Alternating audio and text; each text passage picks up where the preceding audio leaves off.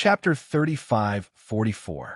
When Yixian walked out of the secret room, Chanas, who heard the commotion, immediately came forward to greet him. He nodded and bowed as he greeted him, and then discovered that Yixian's cultivation had broken through a small level. Now he was already at the middle stage of the 4th level of the profound light realm, so he immediately started to flatter him. Yi Luo, who was not far away, could not listen anymore and turned to leave. Yixian did not pay attention to him. After asking, he found out that he had spent 3 whole days in seclusion. It seemed that the higher one's cultivation was, the more difficult it would be to increase one's realm. This was something he had expected. Although he was a little depressed, he felt like he was going to fall behind the zombie king, Tuoba Linfeng again. There was a huge gap in the future, but there was nothing he could do. However, even though he had spent 3 whole days in seclusion, it was still a long time before they reached the Demon Dweller Star region. There were still about 20 days. Fortunately, the situation on the battlefield had not changed during this period of time. At the exit of the wormhole, the allied army of the various races from the second universe was becoming more and more terrifying. However, the slave races from the first universe were also very strong. The various races' fleets were not weaker than the enemies. Yixian was actually looking forward to this planar war in space. After all, it had nothing to do with the human race. It was just a fight between the Tianji race and the various races from the second universe. Yixian did not have a good impression of both sides. He did not care how many Star Realm experts died. To be able to use this opportunity to enjoy his addiction of being the commander of a planar war in space was simply a great opportunity that could only be encountered by chance. In the following time, Yixian did not go into seclusion again. Instead, he took some netherworld furnace lotion to heal some of the hidden injuries and hidden ailments that the breakthrough this time might have left in his body. After all, the path of physical evolution had this disadvantage. It required one to break through the limits of the human body time and time again, tearing apart the invisible shackles of the human body's potential. This would definitely cause harm to the physical body of an evolver. Perhaps it would only be a small amount each time, but over time, it would explode. The consequences would definitely be severe. However, Yixian now had a large amount of netherworld furnace lotion, and even over 2,000 drops of all evil origin elixir. It was enough for him to consume a little every time he broke through and put an end to the accumulation of this hidden danger in his body. In addition, he spent most of his time deriving the formula for the level 13 liquid. This was a completely new field. For the third universe's human science and technology camp, the top families in the field of gene fluids only had a few finished products of the level 11 liquid in their hands. For example, the Tuoba family had them. The purplish warbler and the other 2 girls also had one each. However, the formula for the level 11 liquid had always been in the hands of Yixian and had never been leaked. As for the level 12 liquid, there was no need to mention it. Once they reached level 13, it was simply impossible for them. The top families in the field of gene fluids might not even be able to piece together an incomplete formula. The research field of gene fluids was deduced step by step. Without the formula for the level 12 liquid, there was no way to know what the key elements of the level 13 liquid were. In fact, even the basic elements could not be determined. Although Yixian had not been in the field of gene fluids for a long time, he had a large amount of resources through various channels and methods. This included the communication system attached to the devouring system, the preparation manuscripts, and a large number of incomplete formulas that he had stolen from the top families and other official forces.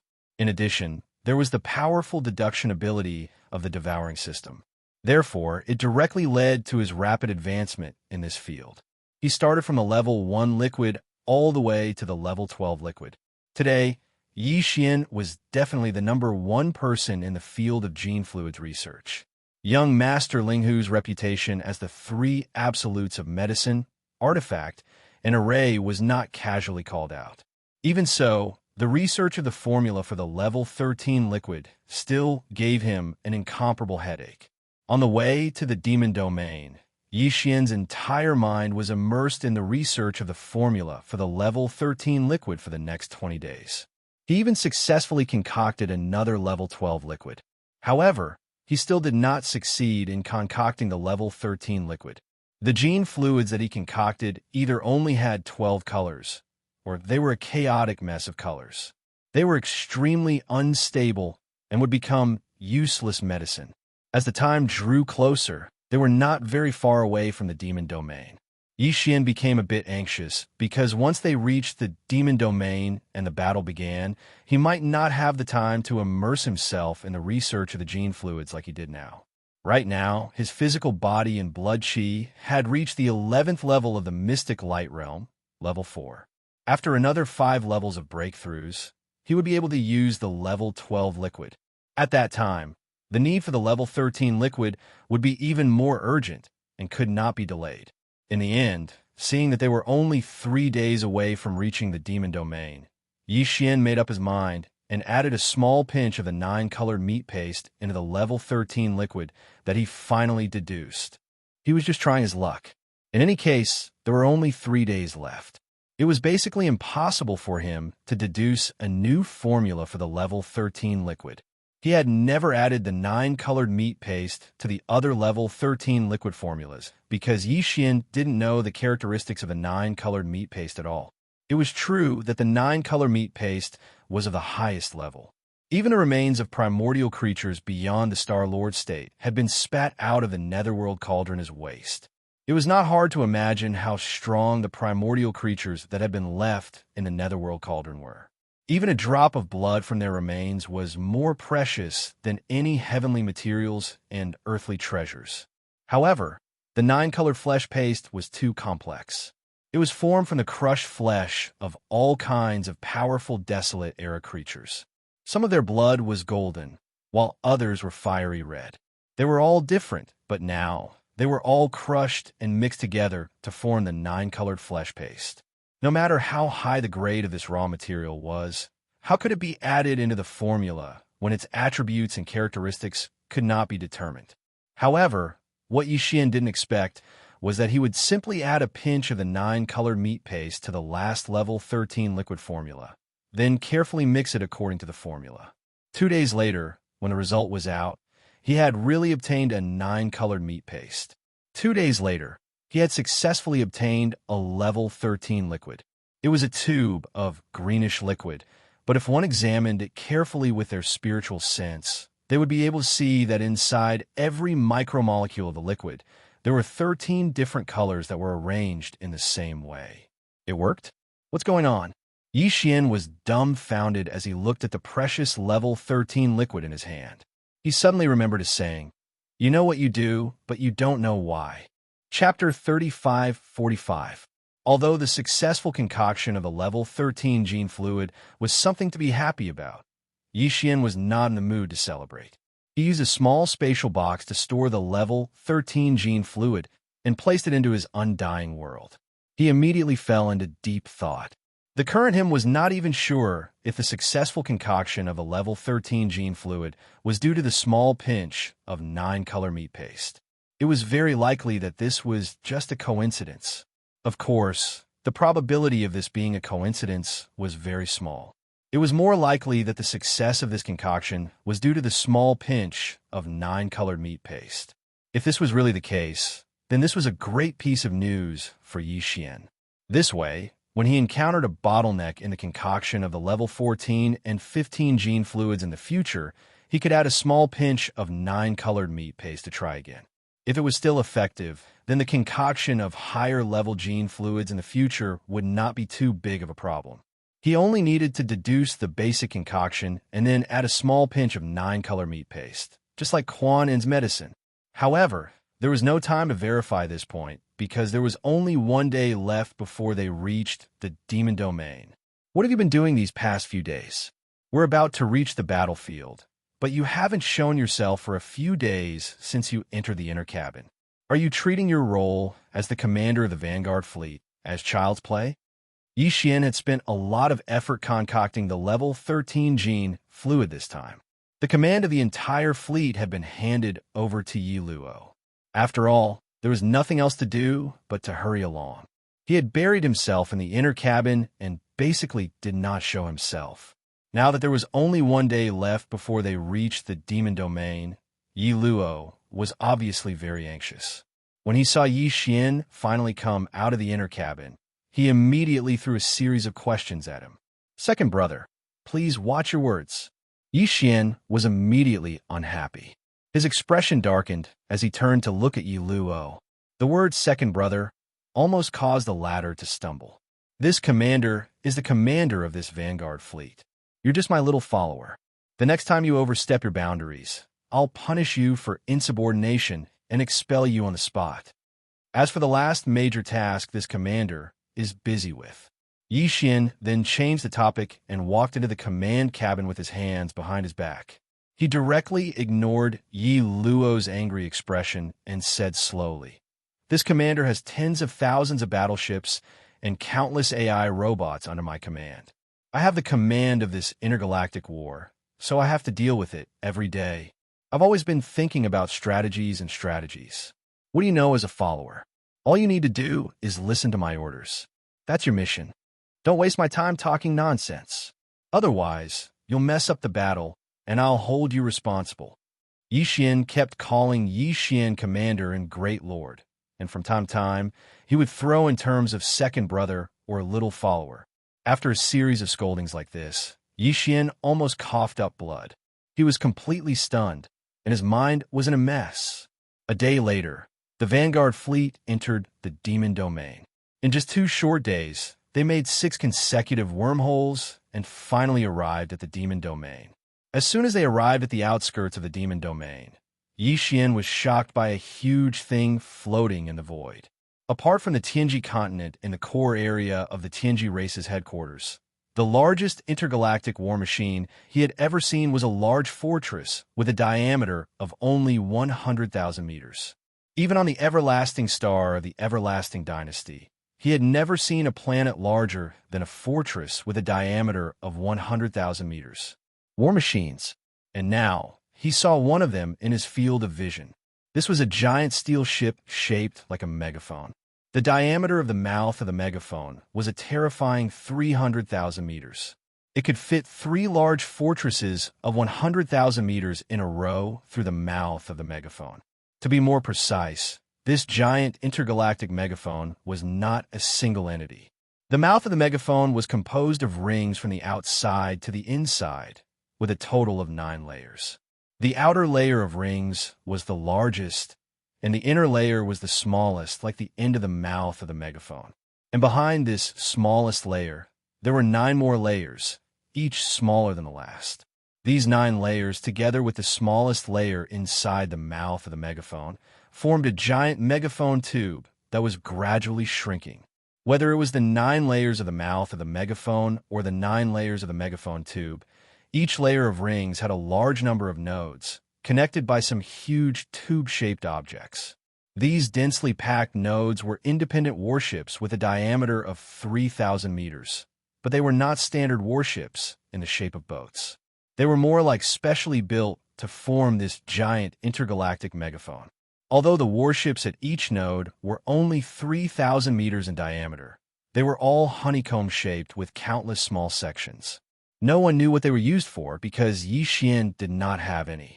There were no cannons on the surface of these countless, small honeycomb-shaped warships. It was as if they formed this giant intergalactic megaphone together, not for the purpose of intergalactic war, but for decoration. It was just a giant piece of art with a terrifying scale. But that was obviously impossible. Even if the demon king Mo Wentian was out of his mind, the demon tribe would not make a useless piece of art at this time.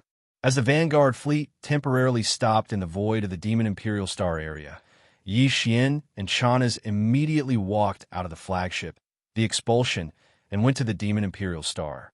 The deputy commander, Yarrow, was ordered by Yi Xian to stay in the fortress of the Expulsion. Obviously, Yi Xian did not want him to participate in the command of the Vanguard battle. After all, the battlefield was at the edge of the Demon Imperial Star area, and it was the first battle between the Vanguard fleet and the allied forces of various races in the Second Universe. The demon element was definitely an important part of the battle. The meeting between Yi Xian and the demon tribe was definitely to discuss the battle. Although Yarrow was very angry, he could do nothing. He finally realized that his so-called deputy commander of the Vanguard fleet had clearly been taken over. He was completely reduced to a follower of the commander, Sha Baofeng, and he was just a small follower. There was still Channas before him. As soon as Yi Xian and Channas entered the Demon Imperial City, they saw the Demon King Mo Wentian and his two uncles. Channas was left outside the palace, and Yi Xian and the other three started a secret discussion. What's with that megaphone in the void outside? It looks like it doesn't have any attack power. There are many honeycomb-shaped, densely packed nodes, but there are no cannons. After the isolation formation was set up, Yi Xian went straight to the point and asked the biggest question in his mind. Chapter 3546. Spirit War Pulla? Yi Xian's face was full of constipation. After a while, he mumbled, "Why do I feel like I'm in a top-class restaurant and I'm eating dark cuisine? Isn't this name too hard to pronounce? It doesn't sound like anything good. Are you sure it can really be used on the battlefield?" On the side, the Demon King Mo Wentian shook his head and smiled bitterly. Even the two uncles rolled their eyes. In the end, Mo Qigong patiently explained to Yi Xian. His eyes gradually brightened up. It was obvious that he was very interested.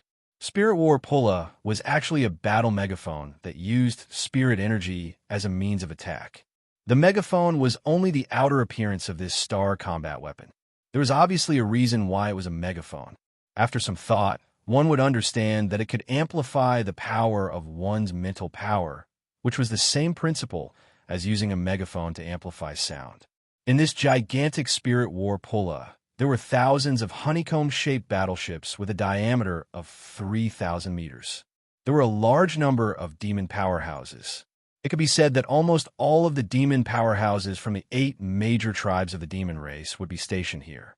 And in every honeycomb-shaped node, there would be a high priest of the demon race or a powerhouse of the demon race who was skilled in spirit energy secret arts.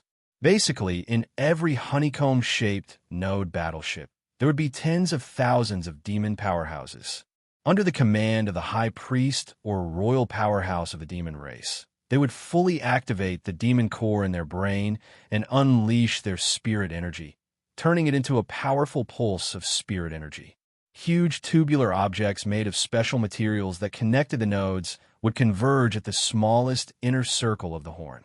In the end, all the spiritual power pulses gathered from the thousands of nodes would be blasted out by the combined forces of the 9 royal demonkin powerhouses who were sitting in the 9-node beehives in the smallest layer of the horn mouth. After the 9 layers of amplification of the horn, it would form a terrifying and invisible starry sky-level spirit hurricane, bombarding the enemy battleships. This was a great weapon of mass destruction. Moreover, the starry sky-level spirit hurricane that was blasted out was invisible and intangible. There was no way to defend against it. Even the energy shields of the battleships, fortresses were useless. Damn, this is good stuff. Can you give me one too? Yi Xian also had a mind power source core in his brain, so he also had mind power. Furthermore, he had mastered many secret techniques and mystic abilities that even the Demon King and the others didn't know about. Therefore, he was the one who understood the terrifying characteristics of mind power the best. Mo Qigong casually explained a few words, and he immediately understood the terror of this spirit warship. Not to mention, the Devil Cultivator was not proficient in the power of science and technology and was not enthusiastic about the construction of warships. But the 4 odd beasts that they had made really had the spirit of technological innovation and actually made the starry sky. Warship technology and the characteristics of the Demonkin's mental power were mixed together and displayed to the greatest extent. It was definitely a pioneering work. Therefore, even Yi Xian was extremely tempted and immediately made a request. "Brat, are you trying to hijack the entire demon race?" Unfortunately, Imperial Uncle Mo Qigong and the others immediately rolled their eyes at his words.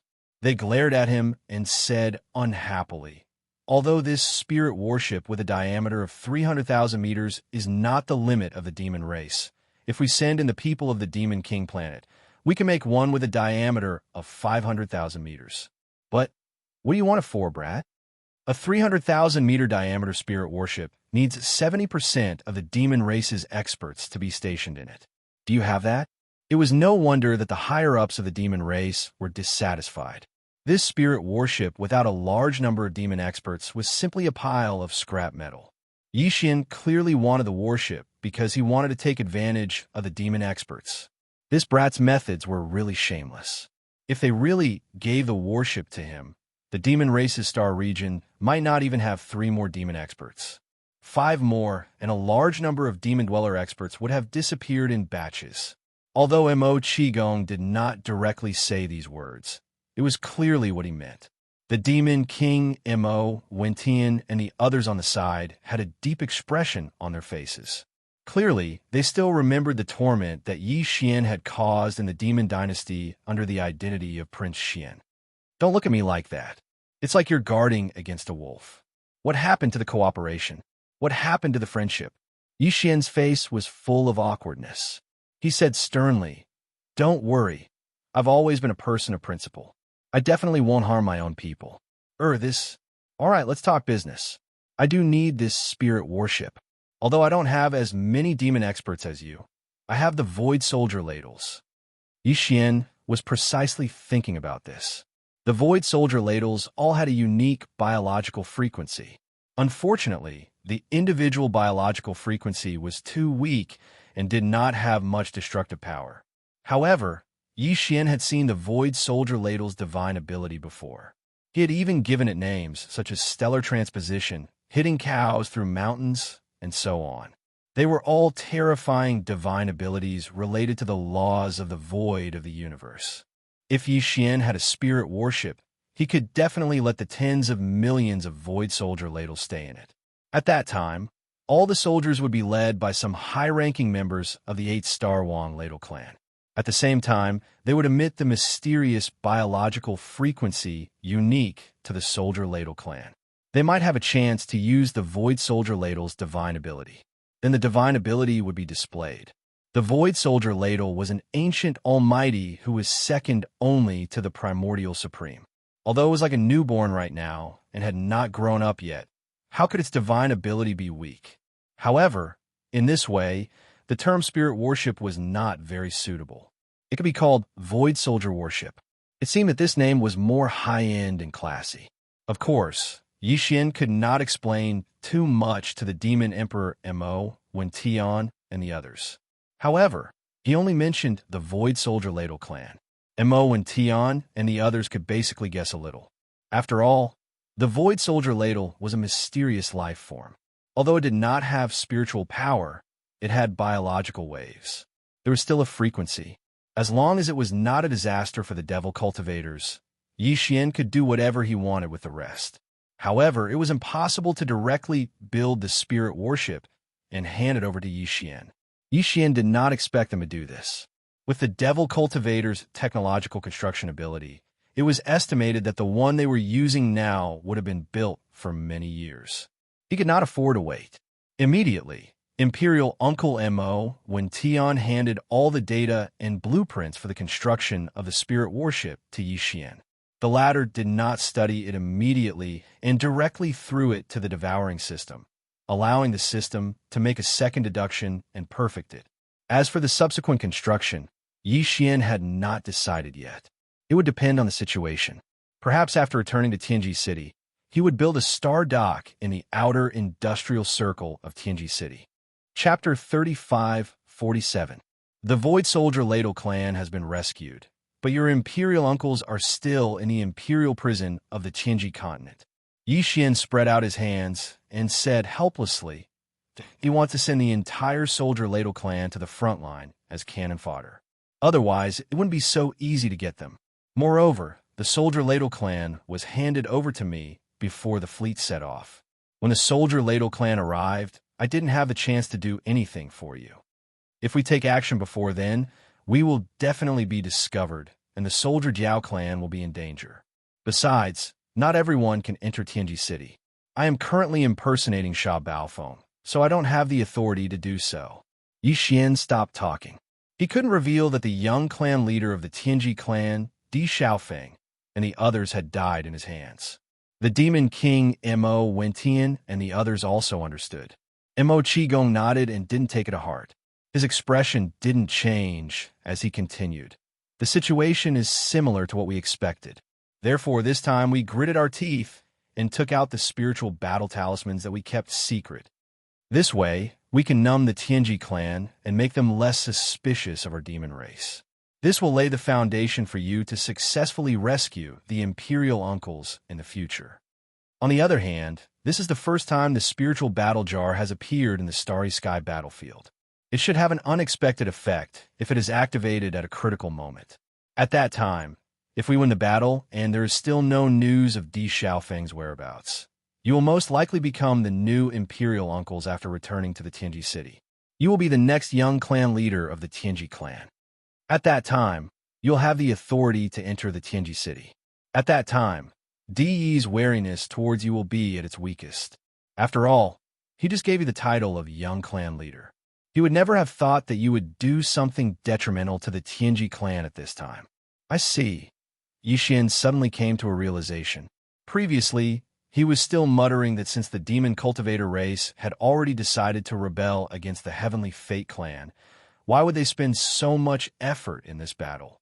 After all, it was all for the sake of the dozen or so demon cultivator Imperial Uncles who were imprisoned in the Heavenly Fate City's Imperial Prison.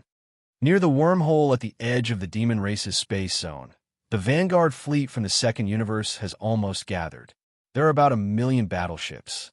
On the First Universe's side, the slave races are also gathering in the void thousands of kilometers away.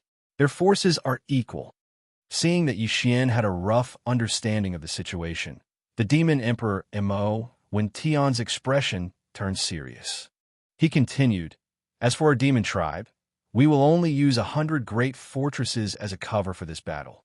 The real killing weapon is the spiritual battle. Of the 9 honeycomb nodes in the smallest layer of the horn, 8 are overseen by the royal uncles and the leaders of the royal family. As for the core one, it's occupied by an ancestor of our race who has been away for years. He's a Star Lord, and his mental power will be gathered at the node of the Psychic Warrior Temple. The energy pulse will be blasted out by him. Before this, the spiritual warriors will always activate the concealment formation and retreat to the back of our army. When they need to use it, they will move forward in a concealed state. When they reach a suitable position, they will attack according to your command. It's said that each of the 9 fleets of the top 10 races in the Second Universe is led by a Star Lord. Even though it's very likely that they won't participate in the regular battles, the 9 Star Lords will be able to stabilize the morale of the troops. At the very least, that's basically the case until the final stage of this interplanar war. Interplanar wars of such a scale usually last a dozen years. Therefore, the Star Lords won't take action for the time being. Even the fortresses with a diameter of 100,000 meters will only be stationed at the back of the army. They won't participate in the battle too early. The Tianji race fleet you're leading is just a vanguard fleet. Later, there will be more powerful forces coming from both the servant races and the Tianji race. The highest commander of the Tianji race will be at least a Star Lord of the older generation of the Tianji race, an expert of the Machine Clan. Therefore, it can be said that before their arrival, the battle in the Demonkin Star region would not have had the chance to reach a climax. Whether it is the vanguard commanders of our camp or the commanders of the enemy camp, they're all well aware of this and will restrain themselves. However, in that case, your battle achievements will be affected. Once the Star Lord level old monsters of the Heaven's Legacy race arrive, the value of your military authority will immediately decrease by more than half. At that time, even if you have battle achievements, you will only be able to obtain a small amount. This is not the original intention of our demon race to use the Spirit Battle Jar. Talismans. Speaking of this, the Demon King Mo Wentian's expression suddenly became serious. He said in a serious tone, "Therefore, what we're saying is that the spiritual warriors will keep the concealment array active from the moment they set off of the battlefield. Apart from you, basically no experts outside the demon race will know of their existence. When the time comes, the Star Lord of our race will communicate with you directly through mental power. And our request is very simple. You can only control the Spirit Battle Talisman, and you can't use it to consider the overall situation of the battlefield. If you want to use it, you have to use it at the most crucial moment, when you can gain the most merit. If that's the case, won't both sides be shocked when the Spirit Battle Talisman is used? This is a rhythm that doesn't follow common sense at all. In a plane-level space war, using such a powerful weapon in a contact battle at the Vanguard fleet level, it will probably cause the Second Universe's coalition army to be thunderstruck. Yixian nodded. He completely understood what the Demon Emperor Mo when Tian meant and was extremely excited. He rubbed his little hands together and said, "TSK, TSK, TSK." There was already a Star Lord level Devil Cultivator in charge of the attack in the spiritual war. In addition, there were tens of millions of Devil Cultivator experts in the 1,000-node beehive. And the effect of this space super warrior infinitely magnifying invisible mental power. Ayaya, with such a sudden attack, don't tell me one or two of the 9-star Lord level old monsters in the Vanguard fleet of the Second Universe's 9 races will be killed directly. Chapter 3548. After everything was settled, Yixian prepared to set off again. At the edge of the Demonkin star region ahead, 2 super starry sky armies of nearly 1 million soldiers were facing each other across millions of miles of space. There was a possibility of a misfire at any time. After all, Yixian was the chief commander of the Vanguard. The Vanguard fleet of nearly 1 million battleships formed by the Vanguard fleet of the First Universe's servant races all listened to his command. He couldn't wait to experience the wonderful feeling of being able to judge the world. This was a rare opportunity.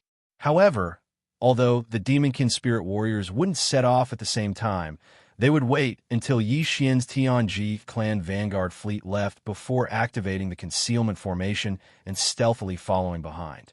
However, the Demonkin race was one of the most powerful races of the First Universe's servant races after all.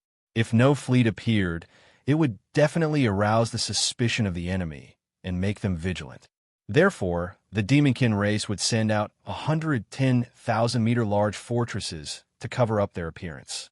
Right now, these 110,000-meter large fortresses were sailing out of the star dock to gather.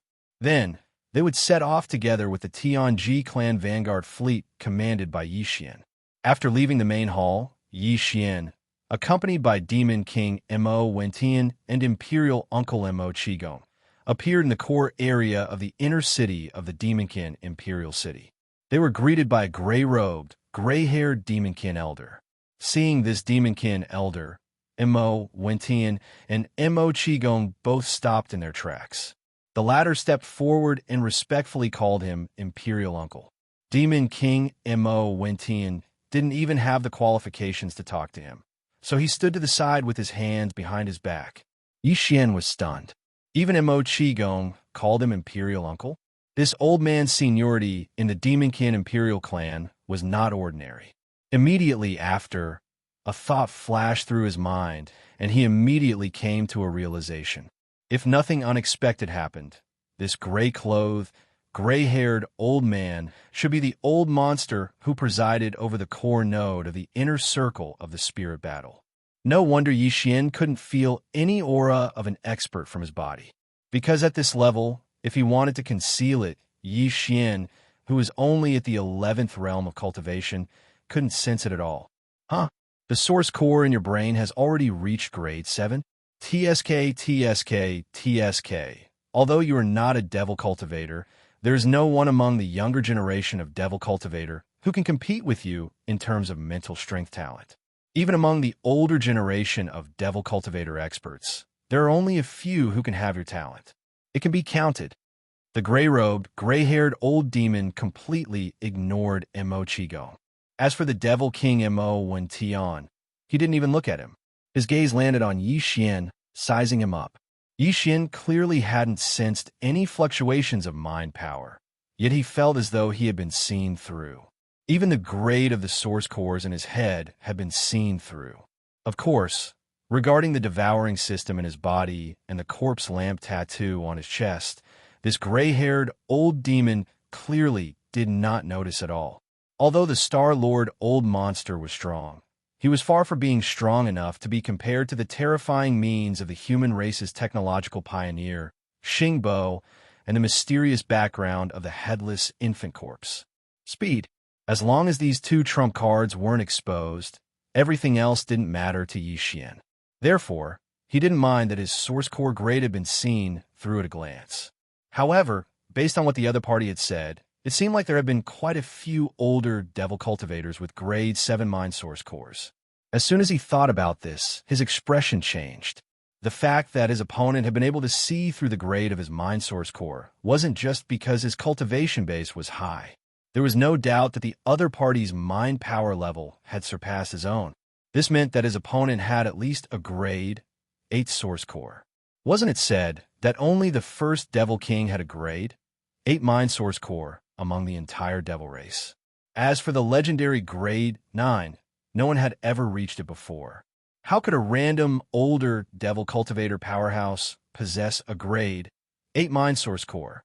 Yi Xian froze for a moment before he shook his head and smiled bitterly.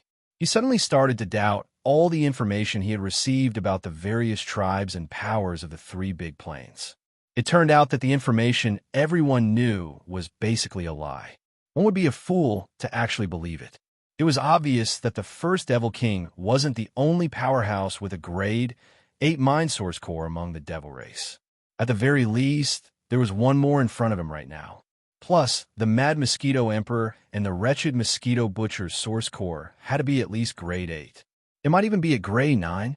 Yi Xian had always believed in what the devil race said to the outside world, yet now it seemed like he had been completely fooled. Huh? You actually have a grade 8 mind imprint in your body?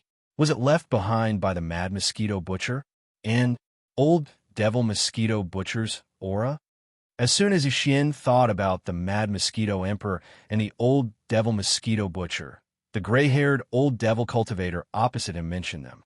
His mind source core was indeed at least grade 8. Otherwise, he wouldn't have been able to detect the protective spiritual imprint that the Mad Mosquito Emperor had left behind in Yi Xian's mind. It was the Wretched Mosquito Butcher's aura. Those two old fellas were indeed related to the devil race. Even the previous generation's imperial uncle, a Star-Lord old freak who hadn't appeared for many years, knew about their existence. This was enough to explain the problem. Yi Xian's eyes lit up immediately. This was the best opportunity to inquire about the secrets of those two old fellas. How could he let this opportunity slip by? Thus, he immediately asked, "Senior, do you know about the Mad Mosquito Emperor and the Wretched Mosquito Butcher? Where exactly did those two old fellas come from? What were their backgrounds?" The Mad Mosquito Emperor? How could he be worthy of being called an emperor? As for the Old Devil Mosquito Butcher, he is indeed wretched. This evaluation is not wrong, but you're the first one who dared call him that. You are a newborn calf. When he heard Yi Xian's question, the gray-haired old devil cultivator curled his lips. Based on his tone, it seemed like he didn't have a good evaluation of the Mad Mosquito Emperor and the Wretched Mosquito Butcher. However, Yi Xian didn't care about this. What he cared about was the background of these two old fellas. Originally, he would be able to hear some secrets that he had always wanted to know from the gray-haired old devil cultivator in front of him. Who would have thought that the other party would change the topic? After changing the topic, he rolled his eyes and continued. As for those two old fellas, this old man knows about them and has seen them before. But if you ask about their origins and background, if you ask me, who should I ask? Back then, when I first met those two old fellows, this old man was still a junior of the devil race. My cultivation base was merely at the black hole realm. However, at that time, the two of them were already at the pinnacle of the universe realm. In fact, it might even be the result of concealing their cultivation bases. How could this old man have the qualifications to meet such existences? How could I investigate their background? Chapter 3549. Yi Xian was overjoyed to suddenly meet a Star-Lord who knew the Mad Mosquito Emperor and the Wretched Mosquito Butcher in the Demon Imperial City. He thought that he finally had a chance to investigate the mysterious origins and background of these two old fellows. He did not expect that the result would hurt him. It would have been better if he did not investigate. Once he did, the confusion in his heart grew stronger. Xian originally thought that the Mad Mosquito Emperor and the Wretched Mosquito Butcher were only universe realm experts in the 15th Great Realm. Now, it seemed that they were far from enough. Back then, when this Star-Lord old monster was only at the 8th Realm, Black Hole Realm, the Mad Mosquito Emperor and the Wretched Mosquito Butcher were already at the 15th Realm, Universe Realm, Great Perfection of Rank 9 Universe Realm. Furthermore, they might have been concealing their cultivation at that time. What did this mean? Xian simply wanted to curse. How deep was the water of these two fellows? The more he dug, the more he could not see the bottom. Now, Xian was a little suspicious that they might be Desolate Era experts who had survived since the Desolate Era. Xian was challenged again and again by the mysterious origins and background of these two old fellows. Xian was almost numb. Kid, those two old fellows are not simple. Back then, even this old man's elders were afraid of them and did not dare to have too much contact with them. If you dare to mix with them, be careful not to lose your head in the end. In the end, the gray-haired old demon said this to Xian. He looked at him deeply with a strange expression, then shook his head and sighed before leaving. Xian was tongue-tied. He felt a stifling feeling in his chest that could not be released. He did not know whether it was because of the two old fellows, the Mad Mosquito Emperor and the Wretched Mosquito Butcher, or because of the gray-haired old demon in front of him who turned around and left. In short, 100 claws scratched at his heart, and he almost vomited blood on the spot. As the gray-haired old demon turned around and left, Xian was depressed for a while. He turned to look at the demon Emperor Imo Wentian, Imo Qigong, and the other two uncles. He did not give up and asked, "Those two old fellows, do you know much about them?" The three of them looked at him strangely, shaking their heads like a rattledrum. Xian was in complete despair. He sighed inwardly. It seemed that he had to give up on this idea in the future. He shouldn't keep thinking about investigating the origins and details of those two old men. It wasn't sad enough. As for the old, gray-haired devil's warning, Xian did not take it to heart at all. He had his own confidence. With a headless infant corpse, what did he have to fear? Of course, the headless infant corpse was even more mysterious than the two old guys, including the devouring system in its body. Ever since Xian encountered another devouring system and passively received the first devouring system mission, he said that the devouring system was only used to select and nurture talents for the human race. Because of this, he had some doubts. However, with the strength of the headless infant corpse and the devouring system, if they were to harm Xian, it would be a bomb that had been hidden in his body for a long time. With Xian's strength, he wouldn't even be able to clear the mine. In the future, when his cultivation was stronger, it would be another matter. At least for now, he wouldn't have to worry about it. That was just groundless worry. After that, Xian left the Demon Emperor planet and returned to the flagship of the Tianji race's vanguard fleet, the Expulsion. He led the entire huge fleet and rushed towards the edge of the Demon Domain, where the 2 million troops were facing each other in the void. The hundreds of 10,000-meter-tall fortresses of the demon race were also set off at the same time. As for the huge Spirit War Chariot with a diameter of 300,000 meters, it would activate the concealment array later on and quietly follow. The demon domain was incomparably vast. It would take half a month to travel from the Demon Emperor planet to the planar wormhole entrance that led to the second universe. Even though in order to deal with this planar-level starry sky war, the demon race had made preparations in advance. In addition to some natural universe wormholes along the way, they also used some stable void cracks to build some temporary jump wormholes and sent a large number of troops to guard them. However, from the Demon Emperor star area to the vicinity of the wormholes, it would still take about 3 days to reach the void battlefield. In these 3 days, the vanguard forces assembled by both sides had basically arrived. They had even finished forming up in the void tens of thousands of miles away. They were only waiting for the right time to give the order and start the prelude battle to a planar war that had never happened in tens of thousands of years. However, the higher-ups of the various races of the Federation of the Second Universe had obviously received the news. The vanguard fleet from the Tianji race had entered the demon domain and was about to arrive at the battlefield. After all, the Tianji race was the only real overlord of the first universe. The ones facing them from tens of thousands of miles away were just the slave races under the Tianji race. The higher-ups of the various races of the Federation of the Second Universe were proud of their status. They felt that it was beneath their status to attack the slave forces under their command before the main force arrived. First of all, it would weaken their morale. Therefore, they all restrained their temper and waited patiently in the opposite void tens of thousands of miles away. Once the main force of the Tianji race arrived, this planar war in space would officially begin. However, the slave races of the first universe under the Tianji race were not good people. Moreover, not all the slave races were like the demon race, who rebelled against the Tianji race. Some of these races could even be said to have a very strong servile nature in their bones. They simply didn't consider being a servant of the Heaven's legacy race as a shame. On the contrary, they were proud of it. Perhaps they were even thinking of using this space war to curry favor with their masters.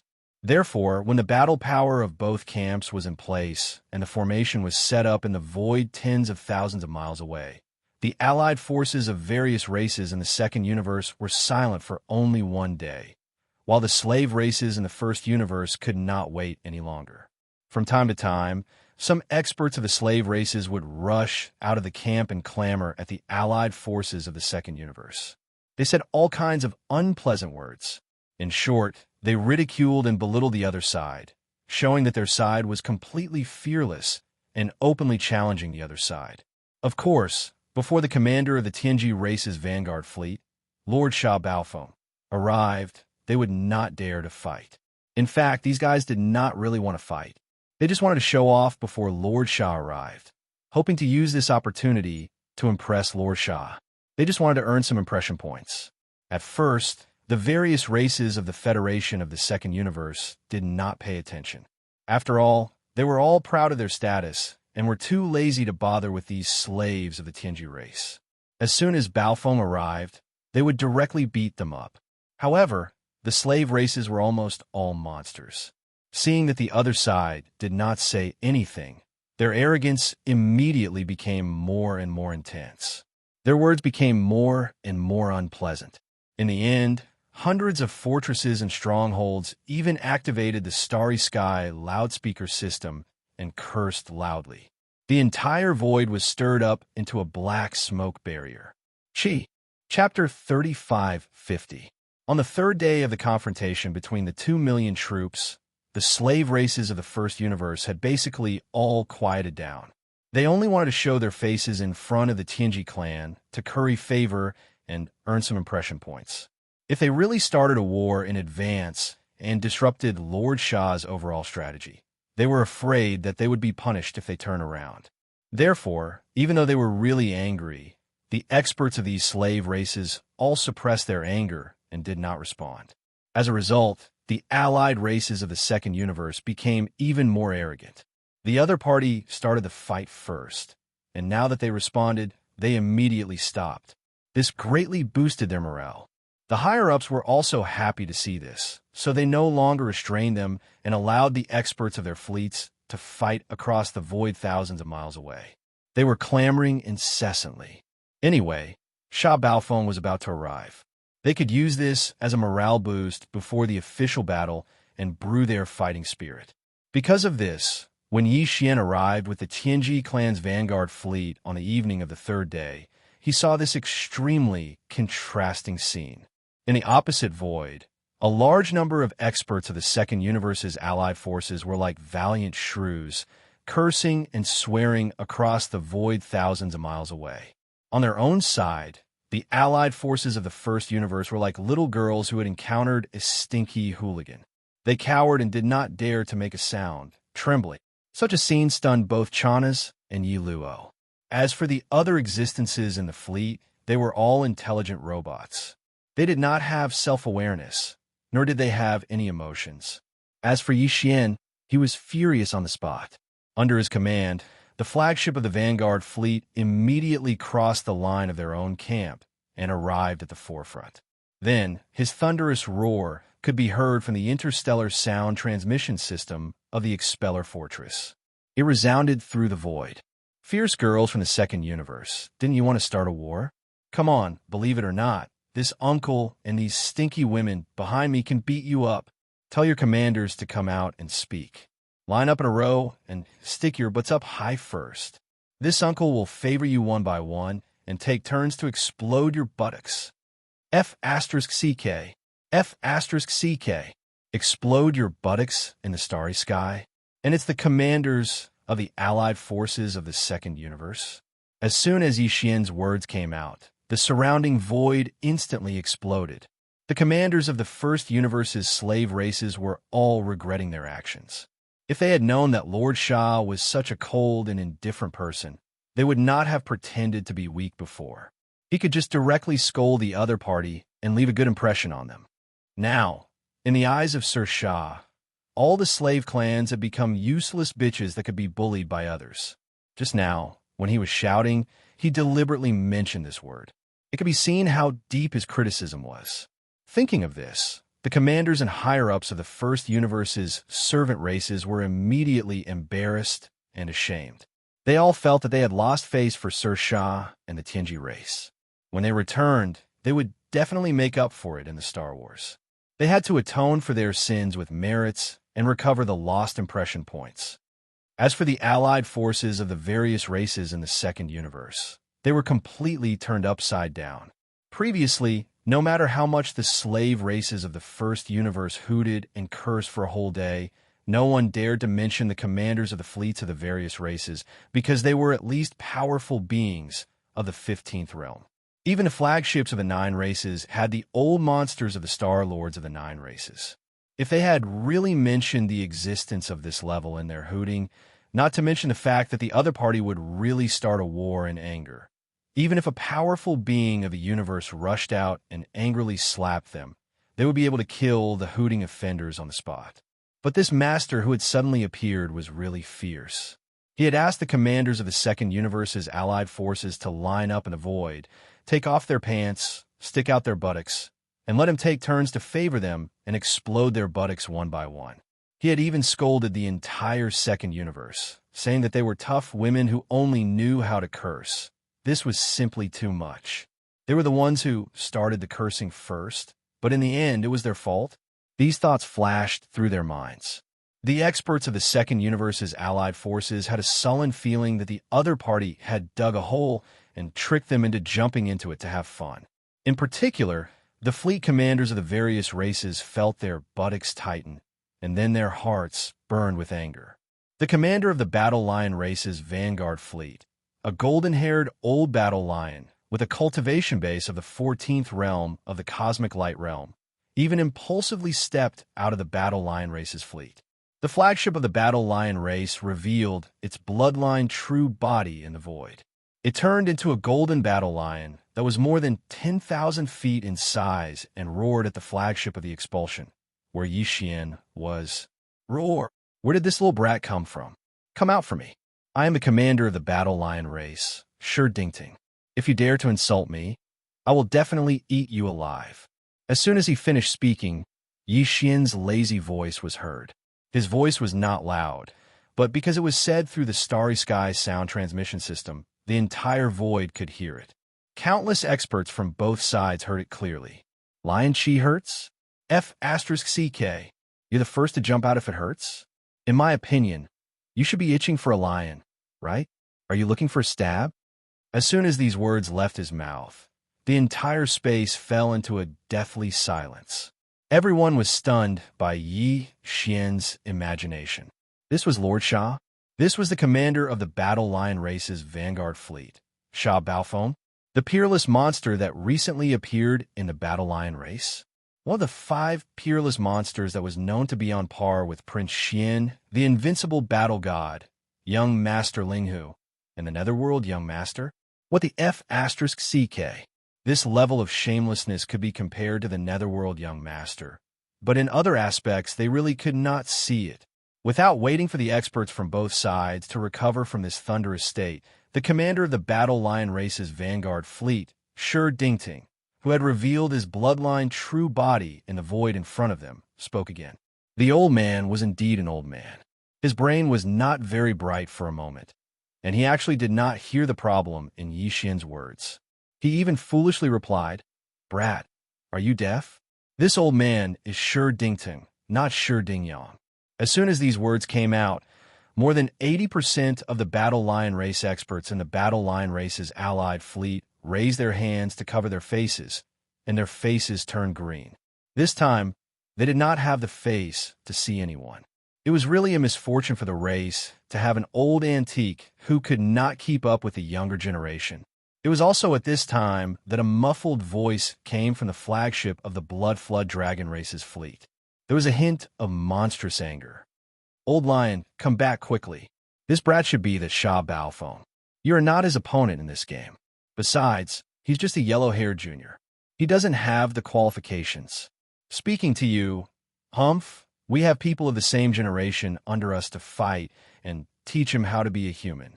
Bah, they are not even human yet. You are already praising them." Huh. Chapter 35:51. Who was the one who spoke just now? Which old woman had a hole in her pants and let you crawl out of it? Damn it, you don't know how to pick the right time. You just happened to drill a hole and escape during the full moon. Look at the blood all over your body. It disgusts me even from 100,000 miles away. Yi Xian was furious, and his cold words were heard again. This time, he actually called the Blood Flood Dragon clan little loaches and the blood all over their bodies. It was simply disgusting. What was even stranger was that the old Golden War Lion of the Battle Lion clan, who could not keep up with the times, did not know what was wrong with him. He did not understand Yi Xian's words just now, but now his brain was smarter than anyone else's. As soon as Yi Xian finished speaking, the old man turned to look in the direction of the flagship of the Blood Flood Dragon clan. He went over. He roared, "Old Blood Flood Dragon, this brat is scolding you for crawling into a woman's pants. He's even stained with blood. Don't think I can't hear it." This time, not only the members of the Battle Lion clan, but even the members of the Blood Flood Dragon clan raised their hands to cover their faces. The intelligence of this old Golden War Lion of the Battle Lion clan was really too horrible to look at.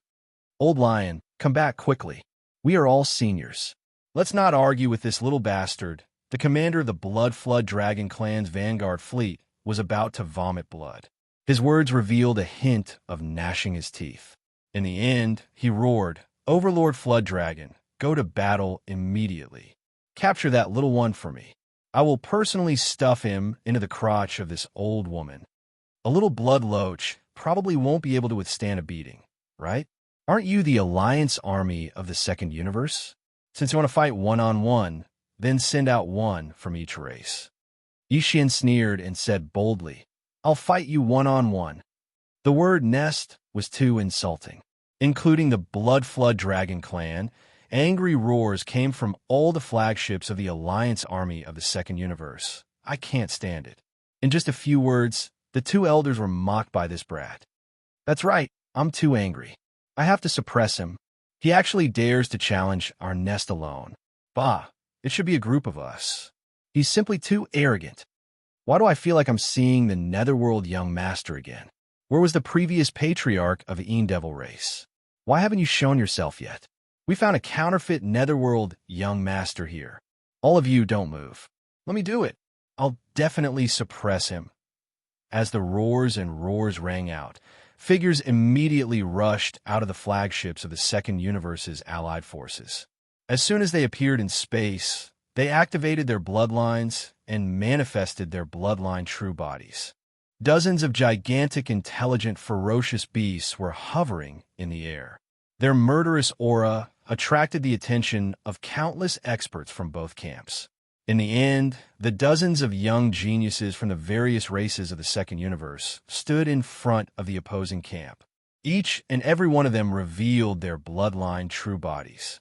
Among them, a Battle Lion expert with mixed fur stepped out from the crowd and raised its enormous lion claw to point at Yi Xian. "You're Sha Bao Feng, right? Come out and die. It's your lion overlord who's going to kill you today." "Overlord, your mother." Yi Xian opened his mouth and cursed. He rolled his eyes and sized up the lion overlord. In the end, he shook his head in disdain. With mixed fur, you must be a bastard. I'm not interested. Second brother, go. Pooh. In the Vanguard fleet's flagship, Yarrow spurted out blood. Others might not understand the words second brother, but he was very sensitive. He knew immediately that Yarrow was talking about him. Why? You don't want to go, bastard? No matter what, I'm still the second-ranked genius of the younger generation of the Tianji race. Why should I only deal with this kind of mixed-fur bastard? Unfortunately, even though he was unwilling, he was intimidated by Yi Xian's despotic power. To be precise, he was intimidated by his shamelessness. In the end, Yarrow's voice came from the expulsion. It's just a mixed-fur bastard. I'll teach him how to be a human in a few minutes. Oh no, these guys are not human at all. Immediately after, Chana's figure tumbled out of the expulsion. It was obvious that he had been kicked out by Yarrow to vent the dissatisfaction in his heart. Yi Xian completely ignored him and pretended not to see. Chana's stabilized himself with great difficulty. With a face full of resentment, he ran behind Yi Xian and refused to leave. He finally realized that he was someone only when he followed Lord Sha. Otherwise, he was nothing. Even Yarrow, who usually did not dare to speak loudly in front of him, kicked him. In the void opposite, the Battle Lion race's younger generation was furious. He roared, Baofeng Sha, are you looking down on me? Send second brother out to fight. What's with your filthy mouth? What do you mean by not human? Could it be that your Tianji race is human? In my opinion, you're not human at all. You're not human at all. Something. Little bastard, just you wait. I'll beat you to a pulp. Baofeng Sha was furious. He immediately started the mechanical fusion, and it was a complete fusion. Although he did not bring his fortress out of Tianji City, the fusion with the expulsion had the same effect. It was also a fortress with a diameter of 100,000 meters. There was no difference in its basic performance. Ka-cha-cha, rumble. A series of thunderous sounds were heard. Accompanied by the dense sounds of machinery breaking in like rain, the huge expulsion began to change shape. At the same time, the various large facilities inside were also shifting positions. The molecular structure of the alloy material was changing, and its density was increasing. The size of the expulsion was shrinking. In just a short minute, it had shrunk from the previous 100,000 meters to the current 5,000 meters. An alloy speedy bug with silver blades all over its body was born in the blink of an eye. Its whole body exuded a kind of sharpness and extreme speed, making people look askance and treat it with solemn eyes. It had to be said that this scene was really shocking. Although the dozens of young geniuses from the various races of the Second Universe were all thousands of feet tall, which is about 4,000 to 5,000 meters tall, just like the swift bug, they had also activated their bloodline true bodies after roaring. In the blink of an eye, they had become extremely powerful. They manifested such a huge body. However, compared to this, the mechanical fusion ability of the Tianji race was obviously more amazing. After all, this was originally an ice-cold alloy fortress. It was 100,000 meters tall, but it was forcibly condensed to 5,000 meters. Had it not been for the first battle between Sha Baofeng and young Master Linghu, where this amazing mechanical fusion ability had already appeared in the world, the powerhouses and the fleets of both sides would have already cried out in surprise. But even though they already knew that the Heaven's Legacy race had this ability, when they saw Yi Luo use it with their own eyes, gasps of surprise could be heard from the fleet of the First Universe's slave races. Some words that were clearly laced with flattery echoed through the void. This was because Yi Luo was here. Chapter 35:52. Roar. Blood Slaughter Lion, Third Transformation. Facing the incomparably arrogant Yi Luo, the Lion Overlord was enraged. It immediately roared. This roar clearly used its clan's Battle Lion Roar innate divine ability.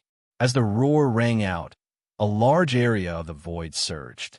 Unexpectedly, a faint echo could be heard in the void, shocking the hearts of the people. The Sky Empyrean experts felt their hearts tremble, and some of the weaker ones almost fell to the ground. The shocking lion roar resounded through this side of the world. Behind the lion overlord, who was already 10,000 feet in size, suddenly appeared the phantom of a 10,000 feet long berserk lion. Its angry mane was stained with blood, and its angry eyes were filled with killing intent, causing the void to tremble slightly. Along with this violent roar, a majestic cosmic wind instantly blew in the surrounding cosmic void. The invisible cosmic energy was completely sucked in and gathered in one place, forming a huge invisible vortex in the center, and this energy vortex was located at Xianxia, beside the entrance of the lion's blood basin pavilion. After being swallowed by the lion overlord in one gulp, the huge berserk lion blood shadow entered the body of the fluttering lion overlord.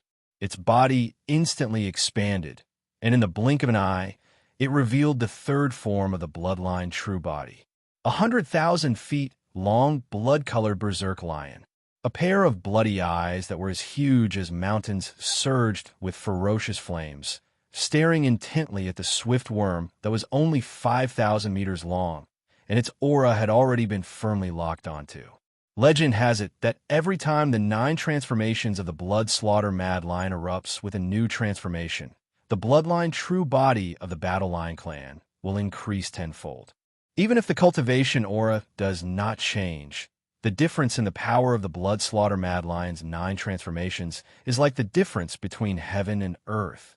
After reaching the 9th transformation, the terrifying level of its bloodline true body would increase exponentially. It would reach the same level as the void giant turtle, and with a raise of its claws, it would be a star domain. However, no war lion had ever reached that level. Even the current patriarch of the war lion clan had only reached the 3rd transformation of the blood slaughter lion. Only the previous young patriarch of the clan, Bafeng, had just cultivated to the 4th transformation. Once he activated it and entered the 4th form of the Battle Lion clan's bloodline true body, his body would reach a terrifying height of 100,000 zhong after devouring the Battle Lion phantom behind him. That was the true power of swallowing mountains and rivers. Its body was so large that it was comparable to the demon race's spiritual battle pulla. Unfortunately, when Lion Bafeng fought with Yi Xian, who had the identity of a young master of the netherworld, he didn't even have the time to use the true 4th transformation of the blood slaughter lion before he was killed. Moreover, he was made into a braised lion's head and eaten heartily by the latter. To the Battle Lion clan, this was simply an unprecedented humiliation. After the fall of Lion Zhanfeng, the lion overlord, who was ranked 2nd in terms of talent in his clan, became the new young clan leader. Although he didn't dare to fight against the netherworld young master, he was incomparably confident in facing the Heaven's Legacy clan. At this moment, he revealed the 10,000 zhong bloodline true body of the 3rd transformation of the blood slaughter lion. He would use this battle to wash away his shame and prove himself in front of the elders of the clan. Seeing this scene, Yi Xian couldn't help but laugh. Even Xianxia, who was behind him, shook his head and sighed. It seemed that Lion Overlord hadn't done any research on Yi Luo at all. He didn't understand where the advantage of the rapid mechanical insect lay. He actually directly activated the 3rd transformation of the blood slaughter lion bloodline true body of the Battle Lion clan, turning into a 10,000 zhong bloodline mixed lion. This was simply thinking that this target wasn't big enough. It wasn't comfortable enough to be abused. Even Yi Luo himself couldn't stand it anymore. From within the 5,000 meters long rapid mechanical insect, he sneered, "What a brain-dead person. You're obviously courting death, but you're still howling so happily. Other than you, there's really no one else." Wang, Xiao. As the voice fell, a low trembling sound rang out. The 5,000 meters long rapid mechanical insect shot out like an arrow from a bow. In the blink of an eye, it was already in front of Yi Luo. It didn't stop there, nor did it have any other means of attack. It directly slammed into Yi Luo's abdomen. "Go!" Roar. Such extreme speed shocked the lion overlord. It roared fiercely, and its body trembled as it tried to retreat. Unfortunately, he didn't have this opportunity because the rapid mechanical insect had already touched its body at the first moment. The rapid mechanical insect, which was only 5,000 meters long, instantly swept under the lion overlord's abdomen. It didn't have any other means of attack, because it didn't need those. The countless super-strong alloy blades on its body were the rapid mechanical insect's best and most powerful weapon. All of this couldn't be more familiar to Yi Xian and Xianxia. They had seen it many times not long ago. This was the attack method of the rapid mechanical insect. It was simple and not fancy, but it was extremely violent. Puff! Walala! A muffled sound came from the lion overlord's abdomen, and lion blood poured down like a majestic rain, dyeing the void red. Then, an incomparably mournful howl sounded. "Oh, you're clearly a lion overlord. Why are you howling like a wolf? Do you think the deputy commander will let you go just because you're a specimen? It's useless to trick me. Today, I'll beat you until Mother Lion can't recognize you." With one successful attack, Yi Luo's spirit was greatly boosted.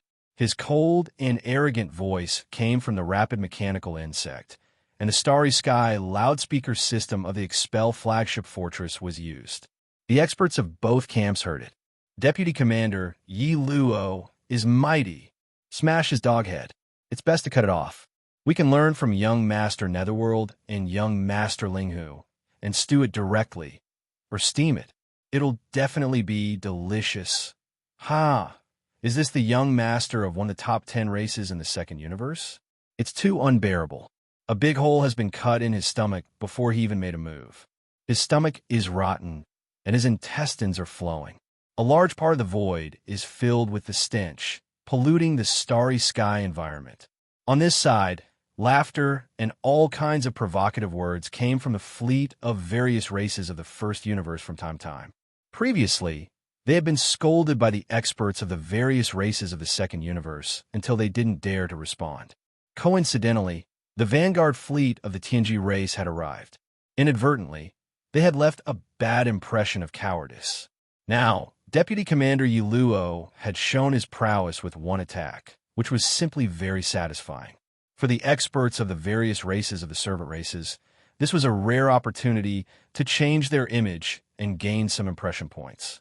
Naturally, they wouldn't let it go. Chapter 35:53. Xiao, Pu Wu. The sharp sound of breaking through the air rang out again. The swift insect circled around in a small circle in the air and attacked again. Its body, which was covered with sharp superalloys, casually rubbed against the left rib of the 10,000 feet lion. Another rain of blood sprayed out on the spot, accompanied by the mournful howl of the lion overlord. The corner of the void began to tremble. Its body was simply too huge. It was 100,000 feet long, a full 30,000 meters long, while the swift worm was only 5,000 meters long. The difference was too big.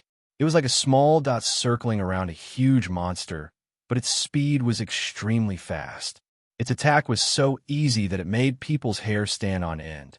Just scratch any part of its body, and a rain of blood instantly sprinkled into the void.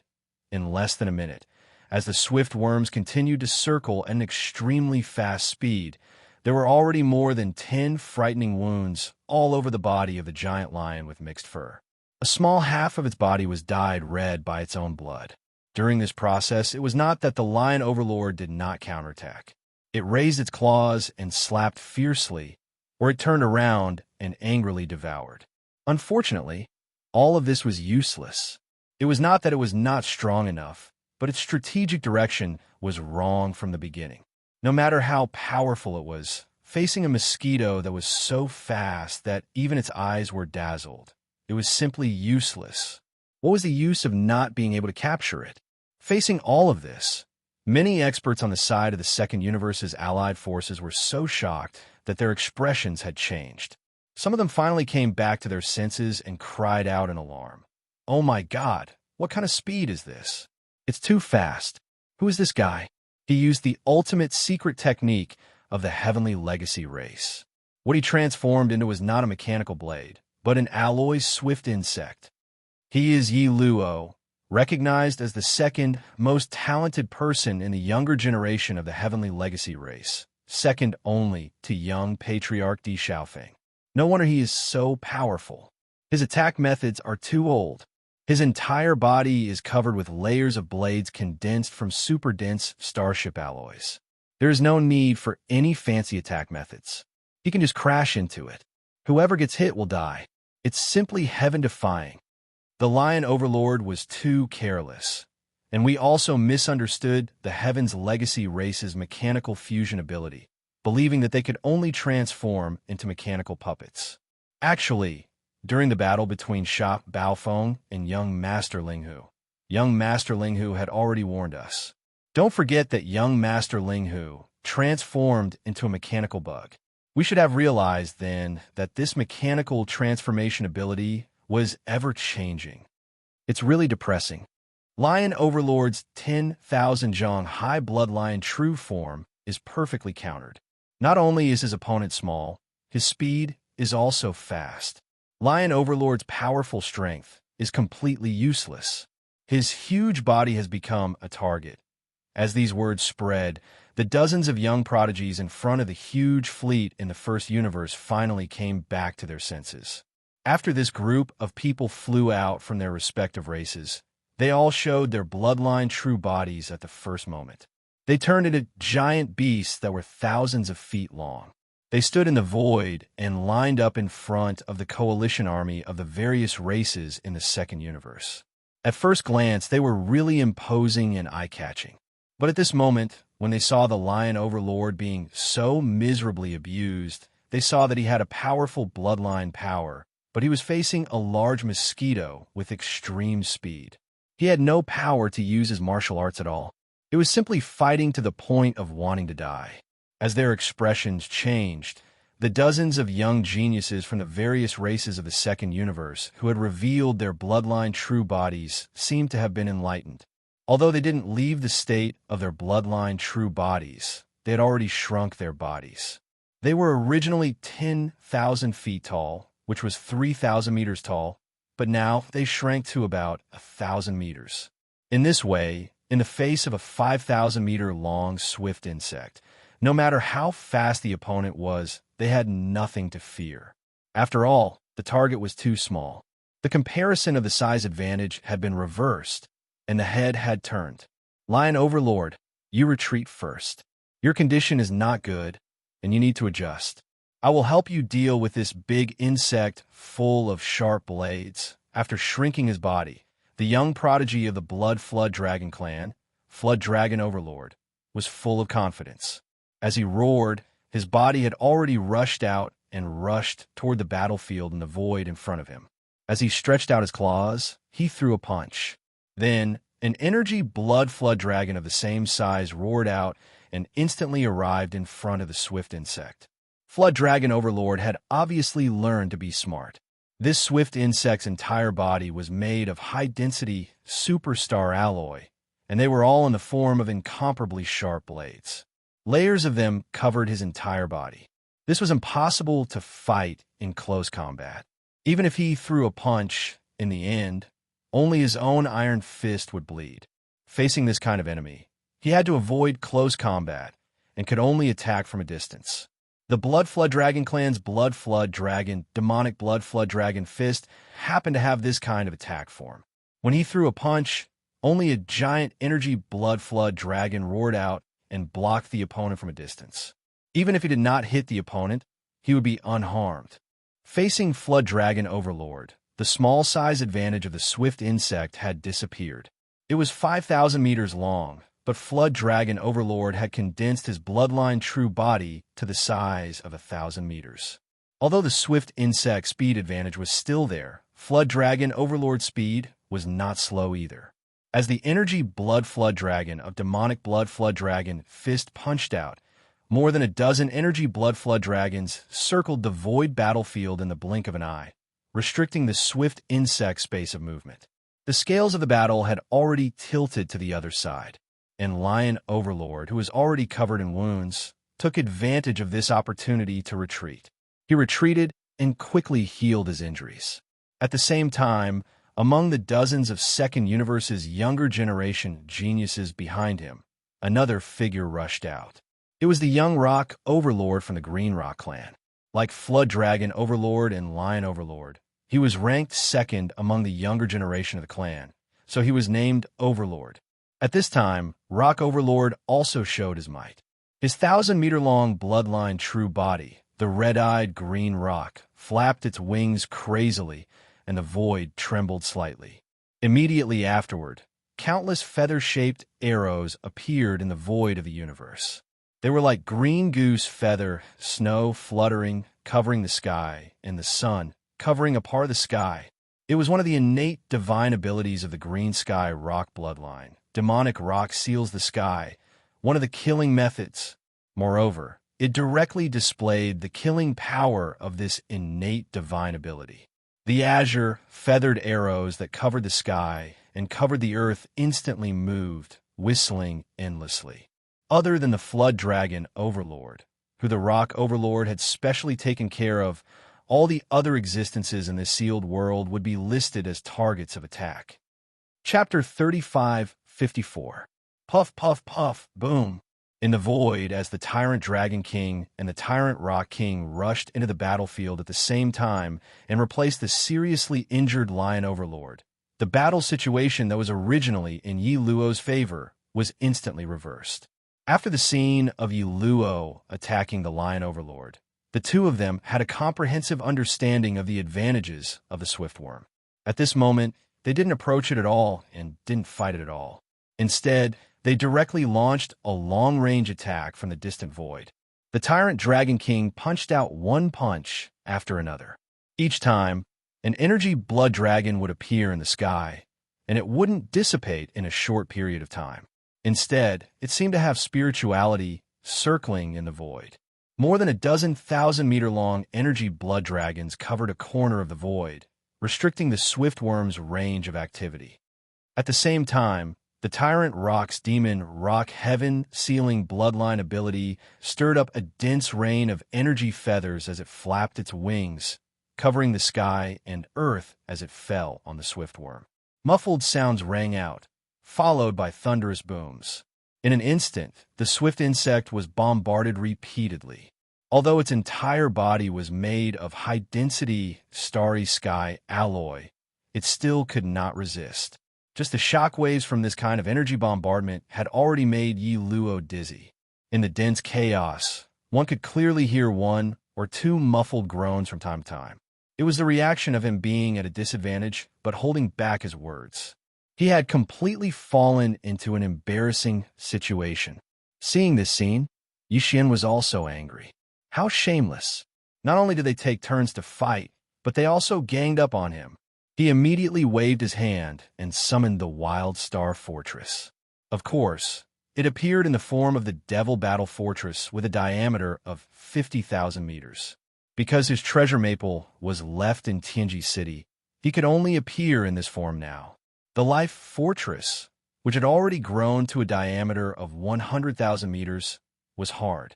It was restricted to appear in the state of 50,000 meters in diameter. Immediately afterward, Yixian stepped into the Devil Battle Fortress. His angry roar resounded through the void. "You two little bastards, just you wait. This commander will fight the two of you alone. Second brother, come back. Rumble, Kachacha." As soon as he finished speaking, Yixian's figure disappeared. The commander of the Demon Royal Guards, Xianxia, who was originally standing behind him, immediately retreated to the back to prevent himself from being attacked. Without Lord Sha by his side, he always lacked a sense of security. With a loud roar, the sound of machinery grinding, the Devil Battle Fortress, which was completely black and 50,000 meters in diameter, began to change shape. In everyone's eyes, this was the Devil Battle Fortress's Battle Fortress Vanguard Fleet's commander, but in fact, Ye's original body's body was in the inner cabin of the Devil Battle Fortress. But in fact, it was Wizin's body. His was the Battle Fortress, a human mecha battle. That's right, it was a humanoid mecha. This time, Yixian chose to transform into a humanoid alloy war god. However, the transformation wasn't complete yet, and the mighty image of the alloy war god was quickly appearing. Although Yi Luo was indignant, he was once again called Second Brother. After this battle, The name of the second commander of the Tianji clan would spread throughout the three dimensions. But now, he was in a disadvantageous position. He was facing the joint forces of the Overlord Dragon King and the Overlord Rock Dragon King from the two strongest clans in the second universe. Moreover, the other party had seen through his advantage and launched a targeted attack. He couldn't turn the situation around in a short time. If the battle dragged on, serious injuries were inevitable. Under such circumstances, no matter how angry Yuluo was, he could only retreat. Seeing this, the Overlord Dragon King and the Overlord Rock Dragon King were immediately invigorated. A minute ago, the deputy commander of the Tianji clan's vanguard fleet was still attacking the Lion Overlord Rock Dragon King, but in the blink of an eye, he was forced to retreat. What could be more exciting than this? However, the guy named Sha Baofeng didn't know what was good for him. He called the two overlords of the Blood Flood Dragon tribe and the Cyan Rock tribe two little bastards. This was definitely intentional. The Overlord Flood Dragon tribe and the Overlord Rock tribe were furious. Enraged, the 1,000-meter-tall, 9-headed Blood Dragon and the Cyan Sky Rock immediately let out earth-shattering roars. They roared in human language, and their arrogance was unparalleled. You're Rock Dragon King, right? How dare you call yourself one of the 5 peerless monsters in the world? Bah, did you forget the battle where young Master Linghu beat you to a pulp? You're really shameless. Even if you want to be famous, you don't have to be like this, right? Come. Young Master Linghu beat you into a pig's head back then. Today, Lord Dragon King can do the same. Roar, screech. In the end, the Overlord Dragon King and the Overlord Rock Dragon King each let out an earth-shattering roar and a long roar. Their figures soared into the air and rushed toward the demon battle cry in the void. In that battle, this commander was indeed defeated, but it was worth it. Because the harvest was great, it was no different from a fire phoenix undergoing nirvana. How can you two little bastards have this kind of talent and temperament that can grow terrifyingly in adversity? You actually dare to compare yourself to young Master Linghu? You really don't know how big your face is. In this commander's opinion, you don't even have the qualifications to carry young Master Linghu's shoes. Today, you are destined to kill this commander in this void. Yi Xian's calm voice sounded out from within the devil battle horn that was undergoing mechanical changes. Not only did he say that he wanted to kill the Flood Dragon Overlord and the Rock Overlord, but even his tone was incomparably relaxed and indifferent. It was as if he was mentioning a trivial matter, making him seem very confident. He believed it incomparably. Almost in the next instant, the demon battle cry's mechanical changes were finally completed. This time, Yi Xian did not shrink his size. At this moment, what appeared in the void was a giant alloy war god that was 50,000 meters tall. The giant shield in his left hand was incomparably thick. At a glance, one could tell that it had an incomparably terrifying defensive power. Just a glance could bring a reliable sense of security to people's hearts. The spear in his right hand was more than 100,000 meters long, 3 times the height of the alloy war god. At this moment, it was held in the middle of the spear with one hand. At the first moment, it was raised high above its shoulder. Then, as the alloy war god's broad shoulders turned and its waist twisted, the huge spear that was more than 100,000 meters long was instantly, ruthlessly thrown. It was thrown out. Whoosh! Chilala! A sharp sound of breaking through the air that caused one's eardrums to tremble violently rang out. A black arrow that was many times faster than lightning shot out from the void. There was actually an incomparably clear sound of tearing silk. The void seemed to have been split into 2. Chapter 35:55. Oh my God, what the hell is this? The Rock Overlord, who had just charged forward with him, was completely blasted into a bloody mist in less than half a breath of time. And that terrifying giant spear, which was more than 100,000 meters long, was only a small part of the tip of the spear that touched his bloodline true body. It was obvious that the spear still had power left, and its power was far greater than that. The Overlord Flood Dragon trembled in fear, and his 1,000-meter-long, 9-headed blood dragon body instantly came to a halt in the void. Then, as he screamed, the nine-headed blood dragon turned around and fled. In just half a second, he was so scared that even his gallbladder cracked. Unfortunately, it was all too late. The alloy spear that Yixian threw out was not an ordinary starship alloy. Instead, it was condensed from the countless molecules of the self-derived worldworms. It was no exaggeration to say that this battle spear was actually alive. Of course, even if he could do it, Yixian could not make the battle spear move as flexibly as the magic treasures of human cultivators, such as suddenly changing directions in the void and attacking another target. That was inconsistent with the technological system of the Tianji race, and it would attract a lot of suspicion. Even if he wanted to use this kind of transformation, he could only reveal it when he encountered a powerful enemy in private. At most, he could just kill the enemy to silence them. At this moment, even if the battle spear was thrown out by the alloy battle god, Yixian could not let it continue to exist. Just like in the battle with Yi Luo in the Machinery Grand Tournament, the thrown battle spear would definitely explode in the end. Otherwise, once someone found it and studied it, they might be able to find out the problem with the material of this battle spear. That would cause a lot of trouble for Yixian. It should be known that this kind of explosion was not just self-destruction in the ordinary sense. It was the self-derived molecules of the countless worldworms that condensed into this alloy spear, exploding at the same time from the microscopic level. Boom! Just as the tyrant dragon king screamed and turned around, fleeing in a sorry state without the slightest hesitation, the huge battle spear that had crushed the tyrant rock king into a rain of blood completely exploded. A deafening boom shook the heavens and earth, and an invisible energy shockwave instantly swept out, covering a large area within a radius of 10,000 meters. Tyrant Dragon King, who hadn't had time to escape, happened to be in this area and was destined to be affected by the shockwave.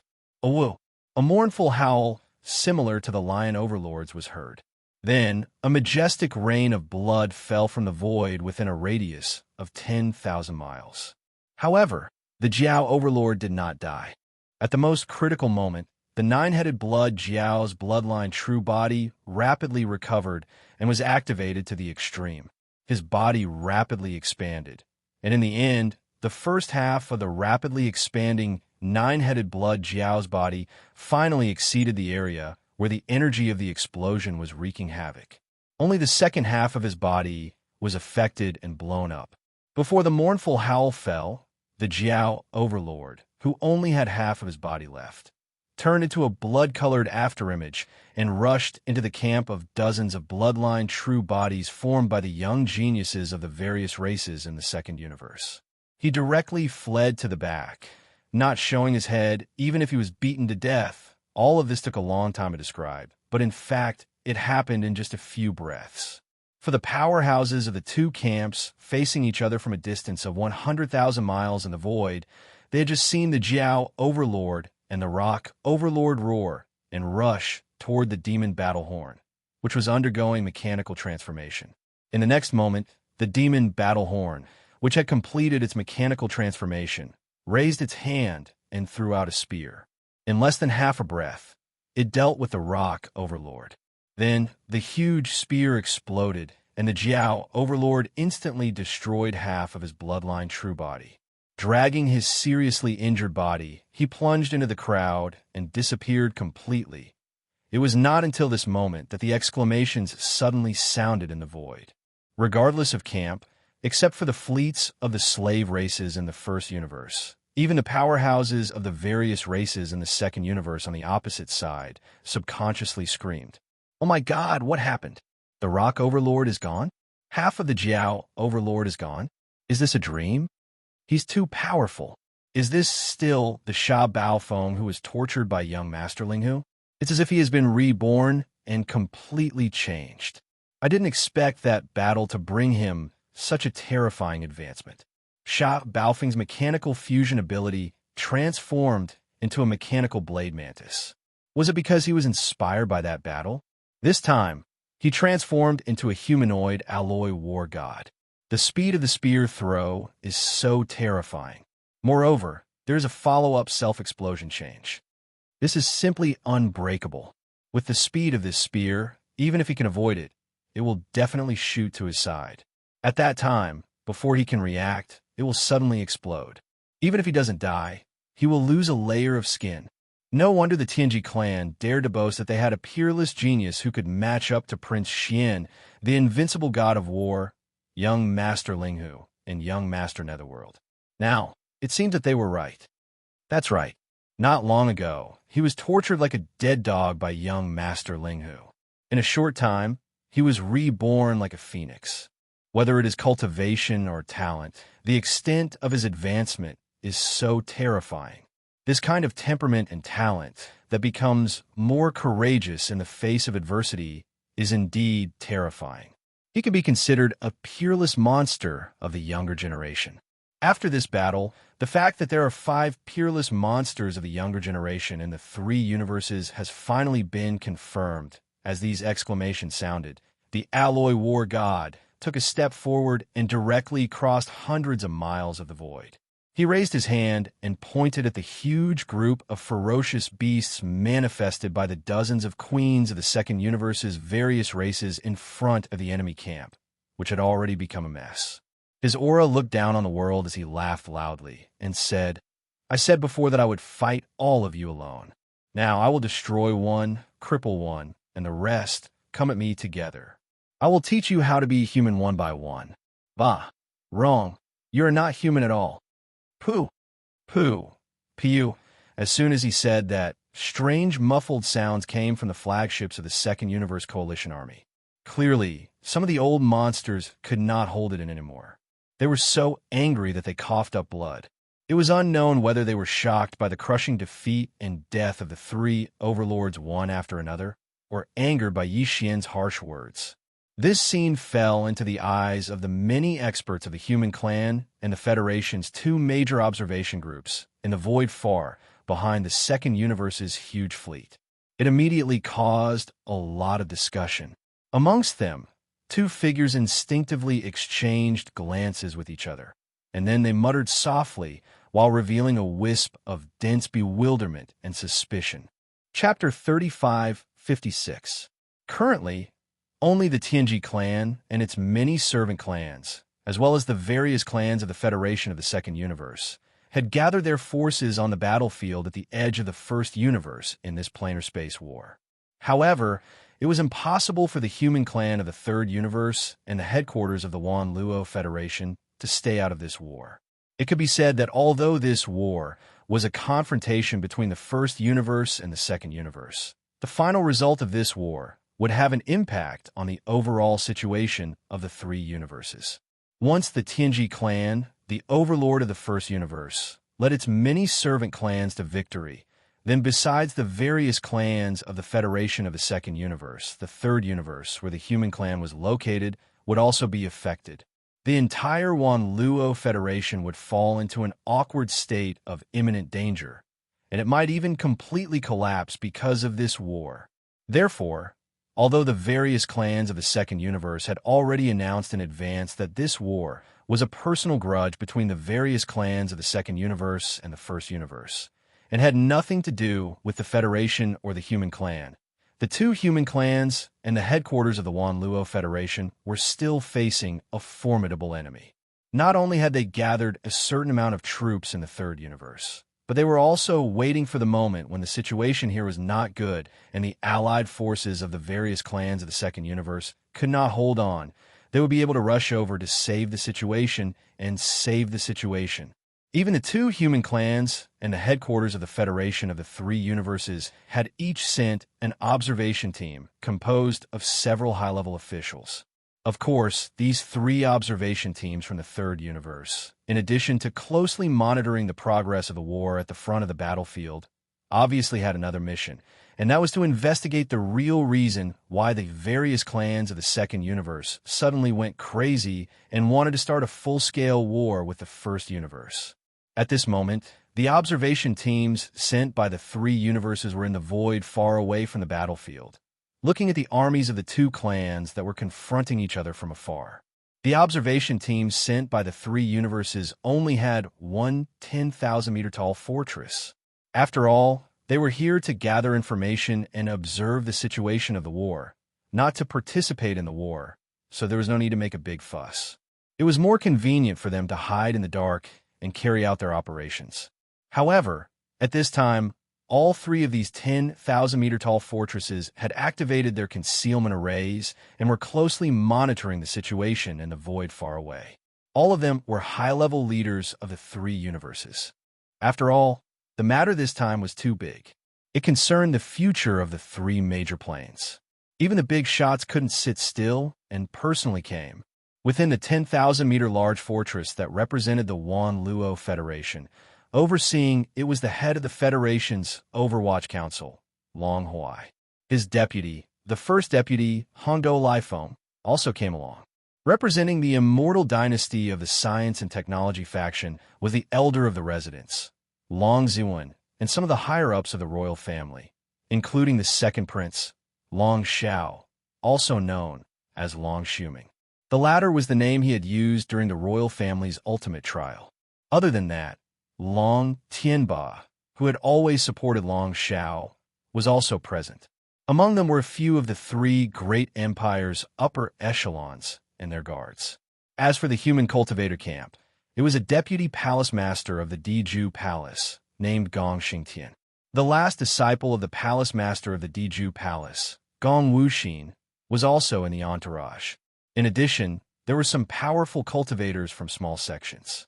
In the 10,000-meter-tall fortress that represented the immortal dynasty of the science and technology faction, the Heavenly War Empire's upper echelon was Zhan Tuesday. In addition, his old friend, the eyebrowless ancestor, also came. The two figures who had whispered suspiciously earlier were the two of them. Moreover, the purplish warbler, Duanmu Xiaocha, and Zhao Qianru were now in old Ghost Zhan 2 storage bag. That day, after the Netherworld young master had caused a ruckus in the second universe and mysteriously disappeared, the two old fellows had set their eyes on the purplish warbler three women. Although the three women had left with the powerhouses of the clan, Zhan 2 and the eyebrowless ancestor were two supreme beings of the universe in the 15th Great Realm, after all. There was no reason for them not to get a little girl who had not even reached the Grotto Heaven realm. The three girls were all troublesome people. After returning to the clan, they all sneaked out and were captured by Zhan 2 and the eyebrowless ancestor, who were lurking in the dark. Then, they were imprisoned together and put into a special storage magic treasure that could accommodate life forms, which was controlled by old Ghost Zhan Tuesday. After the two old fellows captured the three women, they originally wanted to find a secluded place to search the souls of the three women and then hand them over to the eyebrowless old ghost to play with. They had basically figured out the fact that the Netherworld young master was the Linghu young master, but they didn't know anything else. They wanted to get more secret information from the three women so that they could target them. However, at this time, there happened to be news that the Federation of the Second Universe would start a planar starry sky war with the Tianji clan. The Immortal Dynasty also ordered the three empires under its rule to send a supreme being of the universe to follow the observation team for orders. There were only two supreme beings of the universe in the Heavenly War Empire. Zhan 2 had no choice but to temporarily put the soul search matter aside and rush to the immortal star with the eyebrowless ancestor. Then, they followed the royal family's Long Ziwen to the second universe. The above was the reason why these two old fellows appeared in the second universe. At this moment, the two old fellows suddenly became suspicious. Their eyes met again, and they started to communicate with each other through divine sense. They secretly talked. Old Ghost Zhan, in your opinion, how confident are we? I'm not sure. The style is indeed too familiar, but that's the Tianji clan. How can the electronic consciousness be fake? Moreover, this Sha Baofeng is the commander of the Tianji clan's vanguard fleet.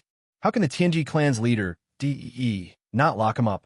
If this guy is really the Netherworld young master, how can he hide from him? But don't forget about Prince Xian. Isn't that guy also a human? In the end, he came to the first universe and wandered around, and even the entire demon race was deceived. In the blink of an eye, He had become the genius holy son of a large demon race tribe. Since he could do it, why couldn't young Master Linghu do it? To be honest, the Linghu young master's methods are more mysterious than Prince Xian's. Hey, now that you mention it, it's really possible. Why do I have a feeling of fear? Thinking back, it seemed that Prince Xian had indeed disappeared for a period of time. It was only after that other monstrous geniuses appeared one after another. They all had similar styles and were more shameless. Now that you mention him, I'm surprised. Now that you mention him, I have a bold guess. Prince Xian was able to create the mental power of the demon race, so he should be able to create the electronic consciousness of the Tianji clan. In that case, if this Sha Baofeng is the Linghu young master and the Netherworld young master, then he's more likely to be Prince Xian. Chapter 35:57. Prince Xian, the invincible war god, young Master Linghu, young Master Yozuan, and Baofeng Sha. He was actually the same person. After a secret discussion, Zhan Tu and the old ancestor of the eyebrows inadvertently discovered this shocking secret that was very likely to be the truth. Immediately, they looked at each other in horror, and they felt a chill all over their bodies. If this guess and inference were true, then this guy was more than just a peerless monster. He was simply, well, it was impossible to describe. It was too shocking. A single person had stirred up the winds and clouds of the three universes.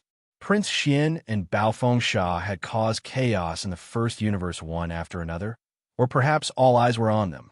Young Master Linghu and the invincible war god had even stirred up the two major camps of the entire human race in the third universe. Young Master Yuming was also abnormal. In the second universe, he had toyed with more than half of the experts of the top forces of the three universes in the three universes. Not only were the Almighties fooled, but the entire Demon clan was also destroyed by him. Now, there was still an old monster, a Star-Lord, roaring all over the world like a mad dog. Like thunder, he swore to find him and let him bleed to vent his anger. Everything, one by one, flashed through the minds of Zhan Tu and the old ancestor of the eyebrows, like a movie rewinding. Gradually, the backs of the two old guys were full of cold sweat. What kind of freak was this? What kind of astounding freak was this? For the first time, their confidence in secretly scheming against the other party began to waver. Could they really successfully capture such an existence that stirred up the winds and clouds of the three universes? Even though the two of them were almighty almighties of the universe, at this moment, Zhan Tu and the old ancestor of the eyebrows suddenly felt a little timid about this. However, this feeling came and went quickly. Zhan Tu and the old ancestor of the eyebrows soon burst out with a burning light, but they concealed it very well. However, the hearts of the two old fellows started to thump. Previously, when they realized that young Master Yuming should be young Master Linghu, they were already very excited. This was because young Master Linghu alone had shown all kinds of benefits that were already very tempting. As for the Netherworld young master, there were also many benefits. Just the Netherworld clan's bloodline ability, the Netherworld claw, and the primordial treasure, the smoke net, were enough to make the two old fellows drool. But now, when they realized that the person they were scheming against not only had the first two identities, but also the other three identities that were not weak at all. Each of them represented great fortune and benefits. So naturally, their excitement was instantly magnified. Furthermore, other than the benefits of the five identities of Prince Xian and the others that had already been revealed, the two old men were even more certain that the other party definitely had an even more shocking secret treasure, or secret technique on him. Otherwise, how could he have stirred up such a huge commotion and stirred up a storm in the three planes of the universe? Thinking about it carefully, if they were to arrange it according to the time, they should be able to discover that in less than a year, from the time of Prince Xian to the current appearance of Sha Baofeng, the cultivation realm of this young junior that they were plotting against had soared by several levels like a rocket. It wasn't something that could be achieved by having a lot of cultivation resources, powerful techniques, or techniques. No matter how abundant the cultivation resources were, It would take time to collect them and refine them. No matter how many resources one had, it would be useless if they couldn't be transformed into one's own strength. It was obvious that the young man had some kind of unbelievable secret technique that could quickly improve his level. They didn't know about the absorption system, so they could only describe it as unbelievable. All in all, the young man had a great fortune. He would definitely soar to the sky once he got it. Reaching the Star-Lord state was the greatest dream for any universe expert. Many of them were stuck at that level for the rest of their lives. No matter how long their lifespan was, it was inevitable that they would reach their limit. If they could get the young man's secret technique, both Jean Tu and the old man were absolutely certain that they would be able to become Star-Lords. It wouldn't take long either. Also, it wouldn't be as simple as becoming a Star-Lord. It wouldn't be a dream to surpass the Star-Lord state. Thinking of this, old Ghost Jean Tu and the ancestor of the eyebrowless sect exchanged glances again. Both of them could see an extremely strong desire in each other's eyes. Crazy desire. They talked to each other telepathically again. It's just a guess, but it's basically the truth if I'm not mistaken. We didn't come here in vain this time. We've gained a lot. In any case, we've discovered a shocking secret. It seems that we need to change our strategy. This guy isn't easy to deal with. We can't be hasty, or we might fail miserably. Don't forget that he's tricked a lot of universe experts, including Star-Lords. That's right. Let's put all our other strategies on hold for now. What we need to do now is to observe in secret and think of countermeasures. Either we don't have an opportunity, or we'll destroy him once it does. Ha ha ha. At the same time, on the other side of the three observation groups, inside the 10,000-meter-tall fortress that belonged to the headquarters of the Wan Luo Federation, Long Huai, the chief of the Overwatch Council of the Federation, was frowning and gazing at the holographic screen in front of him. His eyes were fixed on the humanoid alloy god that had been transformed by mechanical transformations on Wildstar. He mumbled to himself worriedly. Since when did the Heavenly Legacy clan's mechanical fusion ability become so strong? According to our information, wasn't this so-called ultimate secret skill of the Tianji clan created by Di not long ago? It shouldn't be so mature right now. This is because even the younger generation of the Celestials' legacy race has reached such a high level of comprehension in this domain. First, there was Yi Luo's rapid bugs, and now there's Xiao Baofeng's humanoid alloy god. What happened to the Heavenly Legacy clan? Did young geniuses suddenly appear like a geyser? It's really worrying. Long Huai shook his head and sighed. He then turned to look at the deputy chief of the Overwatch Council, Hong Do Laifeng, and ordered in a deep voice, think of a way to send the news to Tianji City. Let the few spies we've planted there stop their other work and investigate this matter clearly first. Hand in a report. We'll talk about it after the investigation report comes in. Chapter 3558. In the same area, inside the 10,000-meter-tall fortress that represented the human race's cultivator camp, Vice Palace Master Gong Xingtian of the Earth Extinction Palace also gave orders to the experts behind him. His meaning was basically the same, to investigate Yi Luo and Sha Baofeng with all their might. These two heavenly geniuses of the Tianji clan had displayed extraordinary talent. Their mechanical and electronic talents were too shocking, and they could become a real threat in the future. All of this was just an interlude. While the undercurrent was surging in the three observation fortresses from the third universe, in the central area of the starry sky confrontation between the two camps in front of them, as Overlord Jiao, who had half of his bloodline true body blown up, fled in panic, the situation of the battle changed again in an instant. Pooh! Awoo! A dull sound rang out, followed by an incomparably mournful howl. After the previous giant spear was thrown, the alloy battle god flipped his wrist and extended another spear from his palm. This spear was more than 100,000 meters long. He strode forward and swung it in the opposite direction, directly cutting off one of the heavenly geniuses. The heavenly geniuses of the second universe, with the bloodline of the heavenly geniuses of the flying heaven winged tiger, were cut open, and their intestines were dragged out for thousands of meters in the void. The scene was so terrifying that it shocked countless experts of both camps.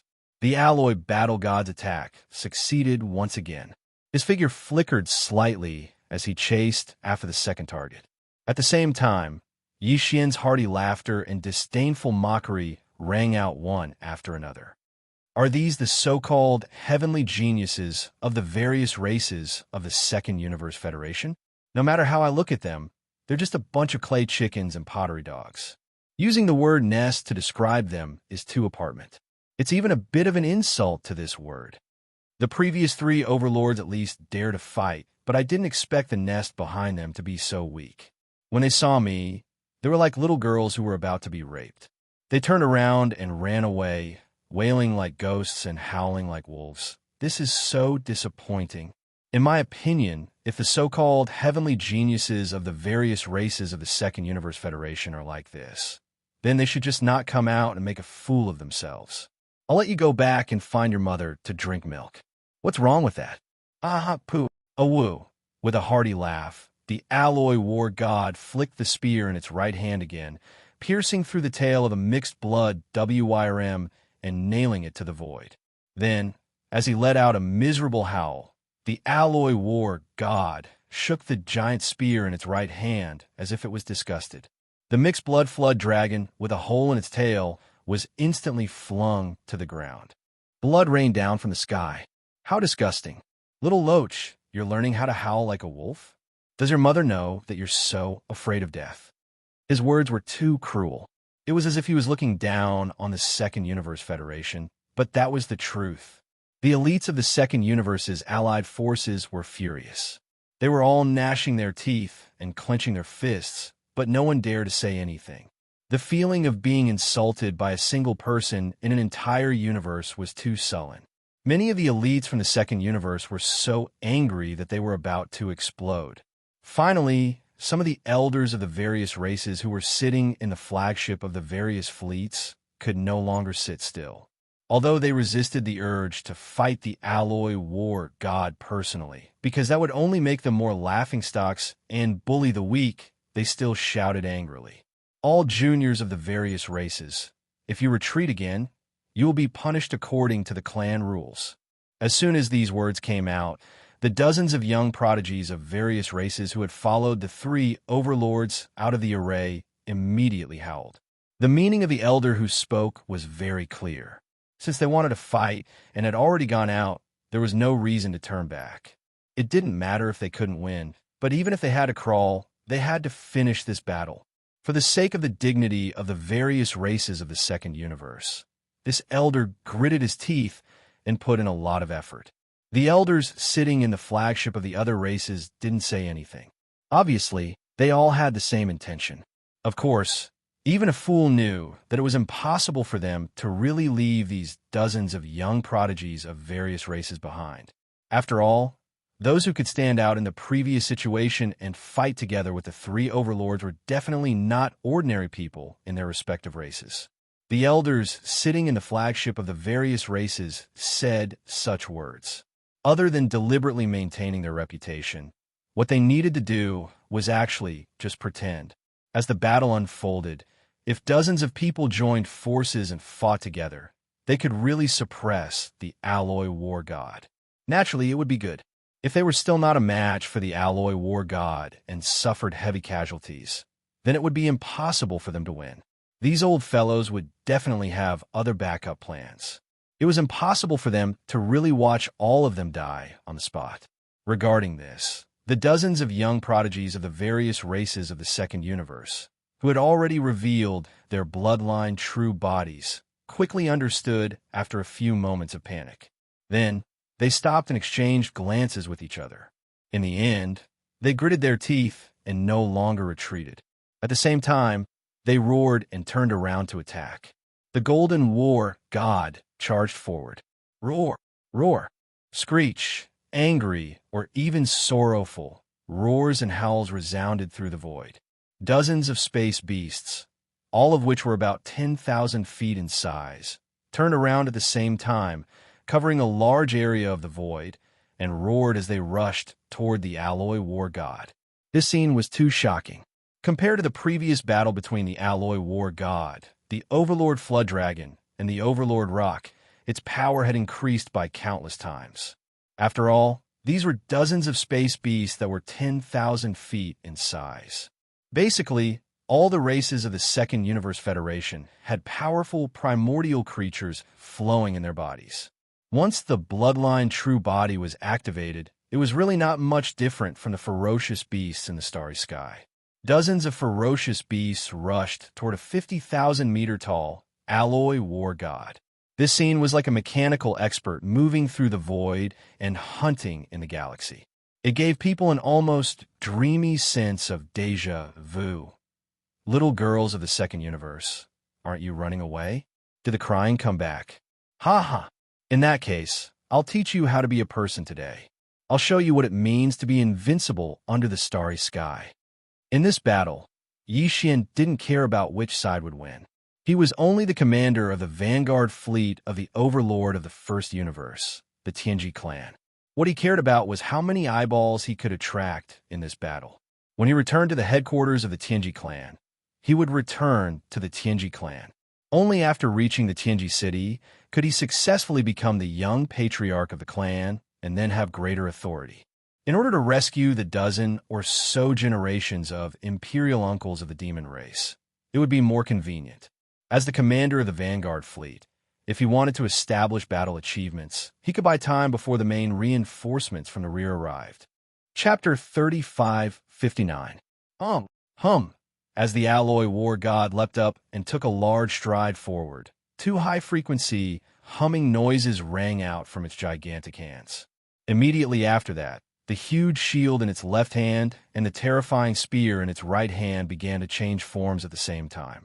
Previously, they were in the alloy form, but now they were in the second form, turning into the black antimatter Deathlight shield and Deathlight spear. In any case, this ability had already been exposed in the previous Grand Mechanical competition, so there was no need for Xianxia to keep it to himself. Xianxia could completely use them to create even more shocking results for himself in this battle. That's right. Just as he decided to activate the second energy form of the shield and spear in his hands, Xianxia had already secretly made a judgment in advance for the dozens of young prodigies of the Second Universe who had manifested their bloodline true bodies. These guys, if they did not die, they would be injured. None of them could escape, and they would become stepping stones for him to establish his shocking battle achievements. Xianxia was not stupid. On the contrary, his thoughts were quite sharp and flexible. Otherwise, it would have been impossible for him to quietly create such a shocking scene in the three universes in just 2 years or so after entering the Starry Sky environment. Just now, when the clan elder in charge of a certain race's flagship in the Second Universe said those words to support his reputation, he had roughly guessed what the other party was planning. There was no doubt that these dozens of young prodigies from the various races of the Second Universe would not really give up. The reason why the clan elder did so was partly to support his reputation, and partly because he was unwilling to give up and still wanted to try. Of course, it would be better if they swarmed and suppressed Xianxia. All the problems would be solved, and their reputation would be completely restored. If not, after Xianxia seriously injured and killed a few of them, the insidious old monsters in the opposite camp would definitely make other moves. Moreover, Xianxia basically knew what the follow-up measures they might take would be. Therefore, he had to kill these 30-odd bloodline ferocious beasts at lightning speed. At the very least, he had to severely injure them in order to establish his own victory. At the same time, Xianxia quietly gave orders to the vanguard commanders of the servant race behind him. It was the order to prepare for battle. Buzz! A high-frequency rumble rang out as the Alloy War God took a large stride forward, traversing hundreds of miles of space to appear directly in front of the 30-odd roaring dire beasts. Then, with a shake of its right hand, a black radiance tore through the air as the tip of a gigantic energy spear over 100,000 meters long pierced towards a dire beast. The head of the golden iron-horned rhinoceros. Moo, is there something wrong with your IQ? Don't you know that the skull and horns of the fine gold iron-horned rhinoceros are one of the hardest biological materials in space? Even the alloy of the big fortress can't compare to it. And you want to pierce it with a spear? What a joke. The 2,000-meter-tall, fine gold iron-horned rhinoceros let out a roar, its words full of ridicule. Even the other bloodline ferocious beasts in the surroundings let out soft mockery. Clearly, they all supported the words of the fine gold iron-horned rhinoceros, believing that the power of Yi Xian's spear was not enough to penetrate the skull, which was said to be harder than the turtle shell on the back of the abyss turtle. In the next moment, another muffled sound rang out. The spear in the alloy war god's hand pierced through the skull of the fine gold iron-horned rhinoceros without any suspense. The sharp tip of the spear drilled out of its lower jaw and directly pierced through its brain. Without a doubt, the fine gold iron-horned rhinoceros was instantly killed. Its body and soul were destroyed, and it was completely dead. I don't know how the rhinoceros meat tastes, but the cartilage of this skull is like tofu. It pierced through with one stab, and I didn't even use any force. At least the meat should be quite soft. After the spear pierced through the skull of the fine gold iron-horned rhinoceros, Yi Xian's light voice immediately rang out from within the alloy war god's body as if he had just done something insignificant. Well, if that's the case, just put it away. It has some tasting value, but if it doesn't taste right, just throw it away. Just feed it to the dogs. As he spoke, the alloy war god gently raised its right arm and easily pulled out the pitch-black spear. Then, with a flash of dark light, the huge corpse of the fine gold iron-horned rhinoceros completely disappeared, directly absorbed into the Shinong cauldron in Yi Xian's body. This scene was too horrifying and unexpected. From the huge fleets of both camps watching the battle from afar, there were a lot of gasps at the same time. And the other 30-odd bloodline ferocious beasts that had just formed a siege around the alloy war god were all stunned in the void in an instant. They only felt a chill all over their bodies, completely scared out of their wits. Isn't this too cruel? Piercing through the head of the fine gold iron-horned rhinoceros so easily with a spear? Is it really made of tofu? What's more, not only did he kill the fine gold iron-horned rhinoceros, but he even took away its corpse. His mouth was even entangled with whether the rhinoceros meat was soft and delicious. If it wasn't delicious, he would throw it away and feed it to the dogs. If there were no precedents of Linghu Young Master and Netherworld Young Master, these words were very likely to be regarded as deliberately pretentious.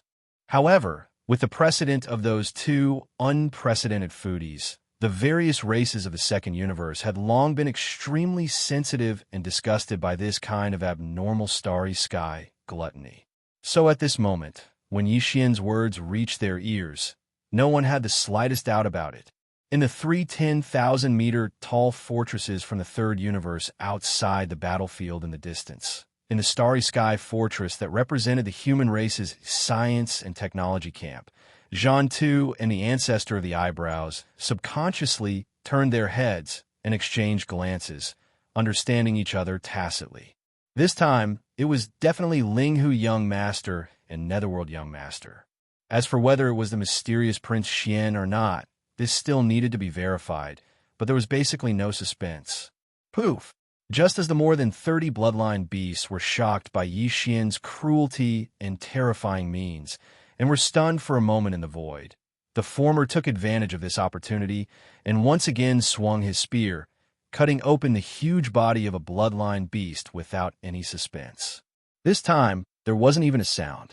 After the poof, a faint light flashed, and the corpse that was cut into two disappeared directly with its flesh and blood. It was taken into the Shinong cauldron in his body. It was not until this time that the other bloodline beasts trembled all over. After trembling, they collectively came back to their senses. Then horrified screams resounded in this void again. Oh my God, it's too cruel. This is clearly the rhythm of killing all of us. Elder, save me. Chapter 3560. Along with the exclamations, the 30 or so guys finally understood why the skull of the fine gold iron-horned rhinoceros was so fragile. It was so easy for the enemy to penetrate its skull and kill it on the spot. It turned out that this battle spear was actually condensed from antimatter light energy.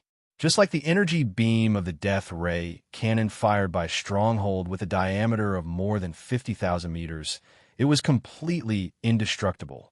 Its property determined that all matter, regardless of whether it was in the form of matter or energy, will be destroyed as long as it had contact with it.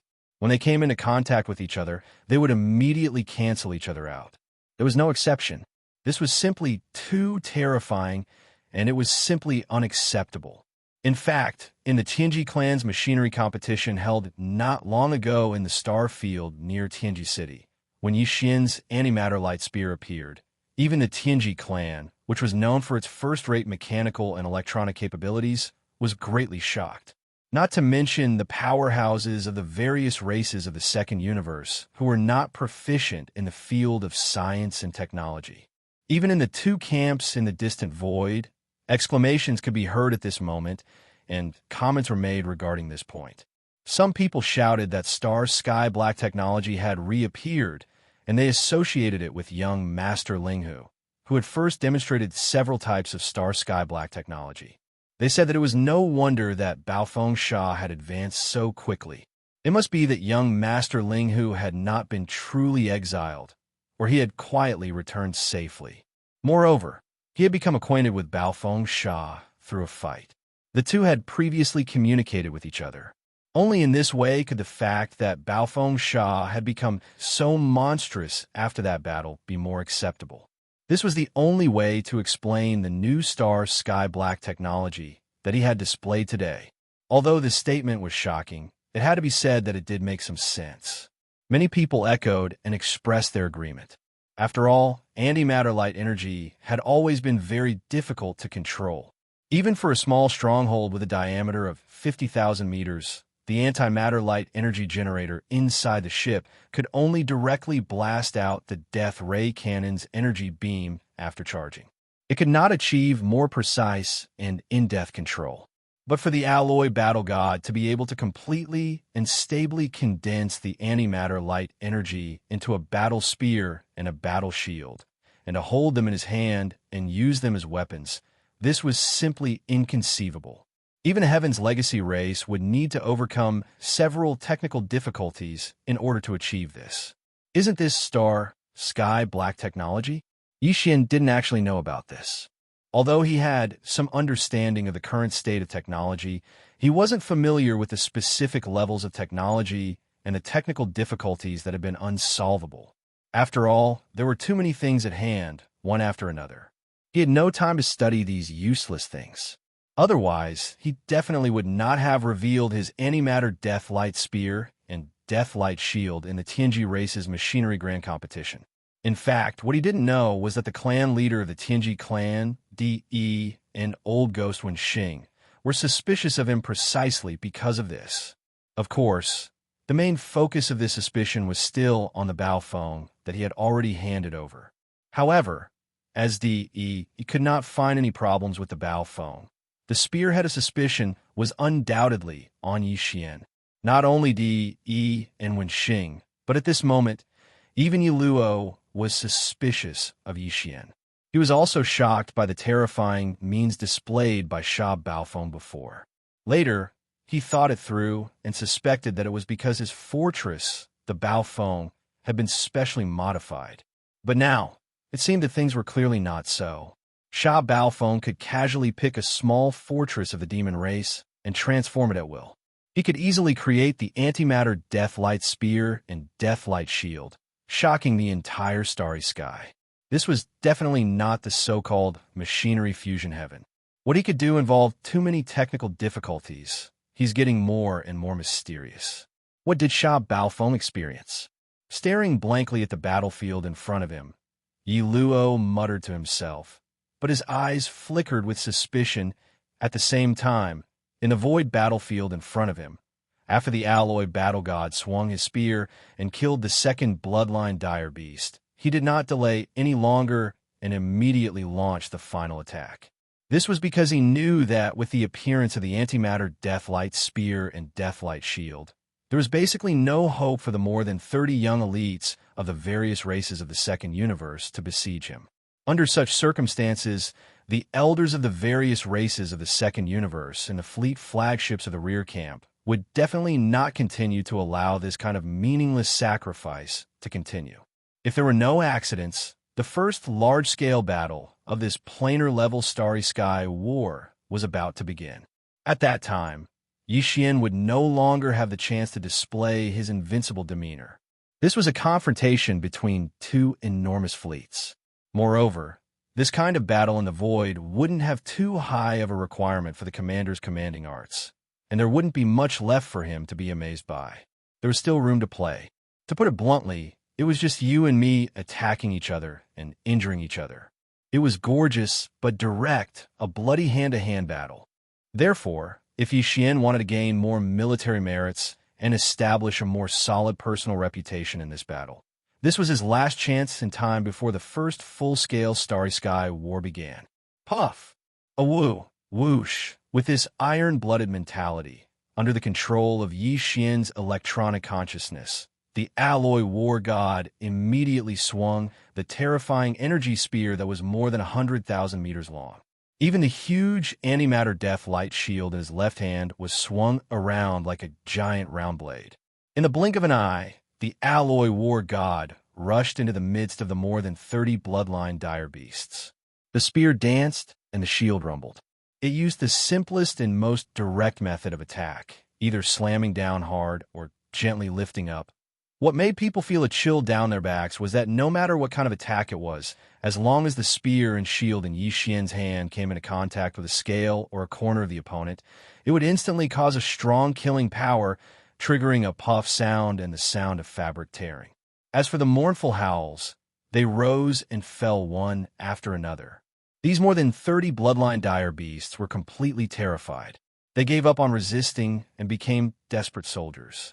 At this moment, the only thought in their minds was to turn around and run, but no matter how fast they were, how could they be faster than the alloy war god that was more than 50,000 meters tall?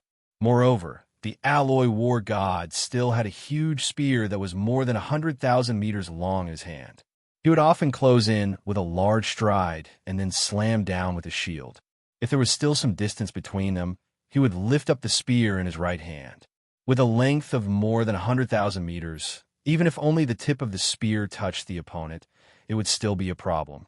Chapter 3561.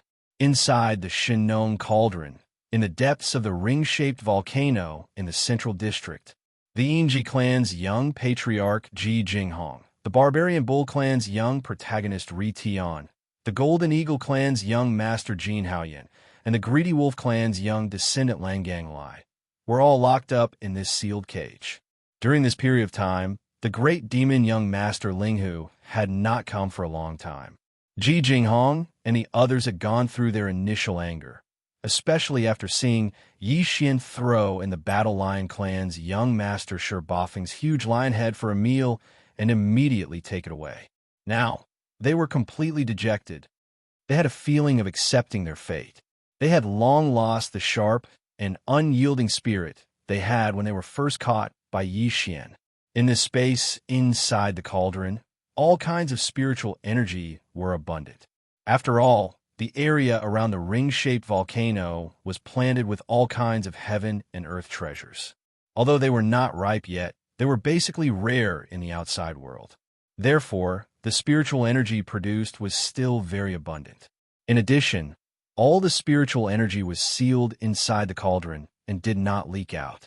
Over time, this place was not inferior to some of the famous cultivation holy lands in the universe. Ji Jinghong and the others had nothing to do during this period of time. In addition to healing their own injuries, they diligently cultivated.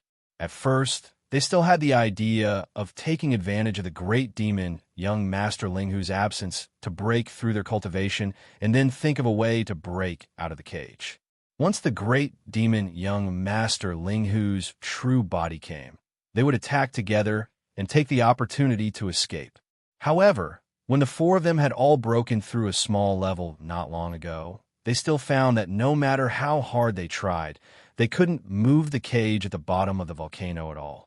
They couldn't even leave a scratch on the black walls of the cage. The four of them finally lost all hope. This was a precious treasure from the primordial era. Now that it had been refined by young Master Linghu, it had become an object with an owner. With the support of his cultivation base, it was not impossible to break the restrictions of this cage from the inside. However, the four of them estimated that they would need to have at least the cultivation base of the 15th Great Realm, the Universe Realm, to do so. How long would they have to wait? Even if young Master Linghu was a corpse outside, he would not give them such a long time to slowly break through one level at a time. Once he came in and found them diligently cultivating, how could he not see through their thoughts? At that time, they would definitely be on guard. In short, this path was unworkable. It was simply unrealistic. As such, the four of them were dejected for a period of time. Just as they were in a dilemma and didn't know what to do next, a huge iron-horned rhinoceros corpse suddenly fell from the crater above. Its entire head was pierced through from the top of its skull to its chin, leaving a huge round hole. Ji Jinghong and the others were extremely shocked because they recognized that this was one of the younger generation of the iron-horned rhinoceros clan. His talent was only a level lower than the four of them. In a clan, he was definitely a genius-level figure, and his cultivation was not weak either. Furthermore, the skull of the iron-horned rhinoceros was famous for its toughness. It was even more reliable than the shell of the abyss tortoise. Its hardness was even greater than the super alloy used to construct the main structure of the interstellar fortress. But now, it had been directly pierced through by someone. Looking at the neat and smooth cut, it was clearly like cutting through tofu. Without waiting for the four of them to recover from their shock, another huge bloodline true body fell from the top of the crater.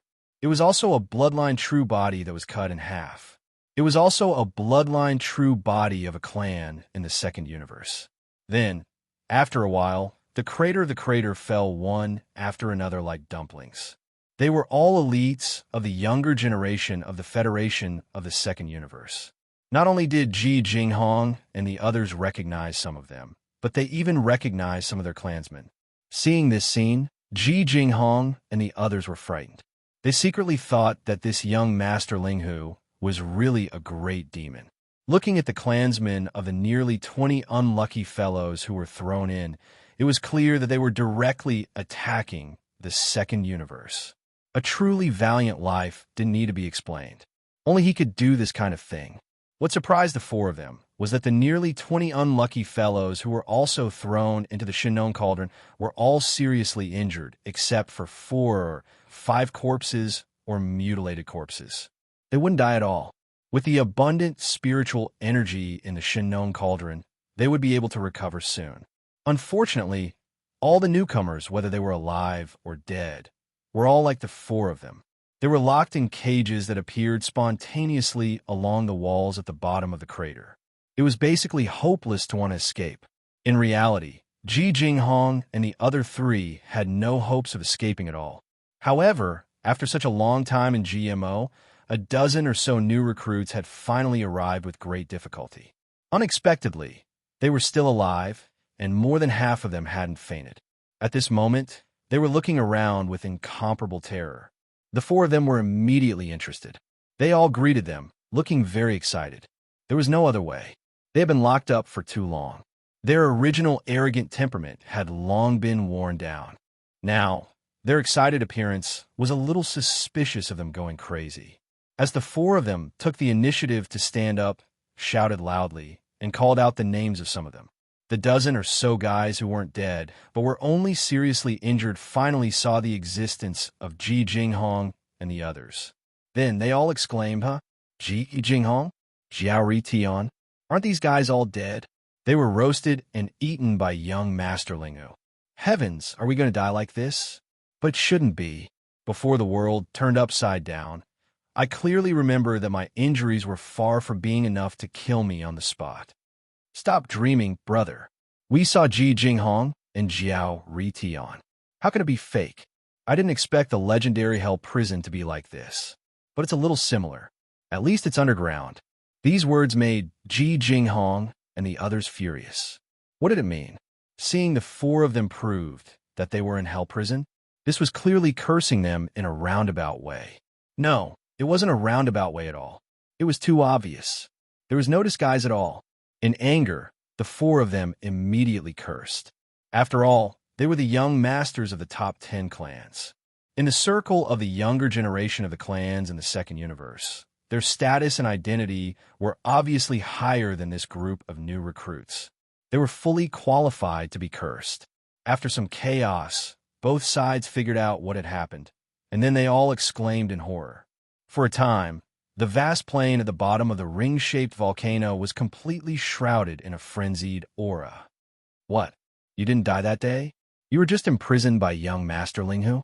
This is actually young Master Linghu's King Medicine Cauldron? Sha Baofeng, the fifth great genius of the Tianji clan? How is this possible? How could young Master Linghu's King Medicine Cauldron be with him? You know, this cauldron has long been refined by young Master Linghu. If this cauldron changed owners and fell into Sha Baofeng's hands and was refined again, what would happen to us in the cauldron? Chapter 3562. In the first universe, at the edge of the demon territory, the battlefield where the two great universes were fighting in the starry sky. In less than a minute, the alloy battle god had unleashed its might and killed or captured more than 30 young prodigies from various races in the second universe. In short, in the blink of an eye, the center of the void where the armies of the two factions stood off against each other had become deserted. Apart from the alloy battle god, who was as tall as a mountain and looked like an invincible Vajra, there was no one else. At this time, Yixian had no idea what kind of intense panic and chaos he had caused after the nearly 20 unlucky fellows, who were either dead or injured, were thrown into the internal space of the Shennon Cauldron by him. He had no time to care about that at all, because Yixian knew that the real Starry Sky War was about to come. The powerhouses from both camps, who were facing each other from a distance of 100,000 miles in the void, had long been stunned by the means of the alloy battle god. Everyone was shocked and could hardly believe the facts in front of them. Previously, Yixian had said that he was invincible among his generation under the starry sky. At that time, no one believed this at all, but now it seemed that it was very likely to be the truth. Even if it was a little exaggerated, it was definitely not much. This guy was definitely on par with Prince Xian, the invincible battle god, young Master Linghu, and young Master Netherworld. He was known as one of the 5 peerless geniuses of the younger generation. Just the battle just now was enough to prove it. Only old Ghost Zhan II and the ancestor of the eyebrowless sect sneered and exchanged a look. They muttered to themselves, "What 5 peerless geniuses? He's just one person." In a short period of time, he had suppressed dozens of young geniuses from various races in the second universe's allied forces. Some were killed, some were injured, and some were captured alive.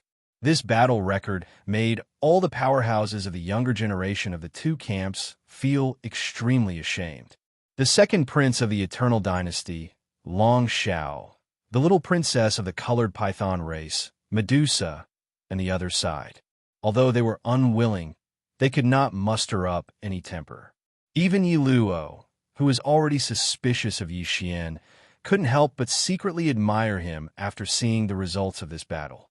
Regardless of whether there was a problem with this guy's identity or not, just his appearance as a war god was indeed enough to make people sigh. Meanwhile, Chanas, who had already retreated to his own camp and entered a 10,000-meter-tall castle, was so excited that he jumped up and down as if he had just received a shot of adrenaline. No one was more excited than him. He had accompanied Lord Sha through thick and thin to get to where he was today. The two of them even shared a shocking secret. This was definitely a comrade in arms. Through the battle, just now, Lord Sha's foundation had been completely solidified. As long as he returned to Tianji City, there was an 80% to 90% chance that he would immediately take up the position and become the young clan leader of the entire Tianji clan. That was the future clan leader position. With his monstrous talent, how could he be like that cowardly young emperor, halfway through Daiyang? If that was the case, then in the future, he would be the favorite of the Tianji clan's patriarch. He would be second only to the Tianji clan's patriarch. Thinking of this, Chanas felt as if he was floating in the air. In stark contrast, the second universe's united army camp formed a sharp contrast 100,000 kilometers away. Almost as soon as Yixian put the last unlucky guy who was severely injured into the Shinon cauldron, the crazy roars of the elders in charge of the various races' united army camp immediately sounded from the flagships of the huge fleets of the Second Universe's united army camp. Roar! Baofeng Sha, you shameless brat. How dare you take away the remains of our Battle Death clan members and try to roast them? Do you want to anger everyone? Immediately hand over all the captives, dead or alive. Don't leave a single one behind. Otherwise, we'll start a war immediately. We'll definitely flatten the First Universe and topple the Tianji clan. Roar! The roars and roars were all from the elders of the Qinquan clan, who were in the 15th realm of the 9 races. The 9-star lords who were in charge of the 9 races' flagships didn't express their opinions, nor would they say anything. Such a conflict wasn't enough to alarm them. But even so, the anger of more than 10 universe masters was enough to be shocking.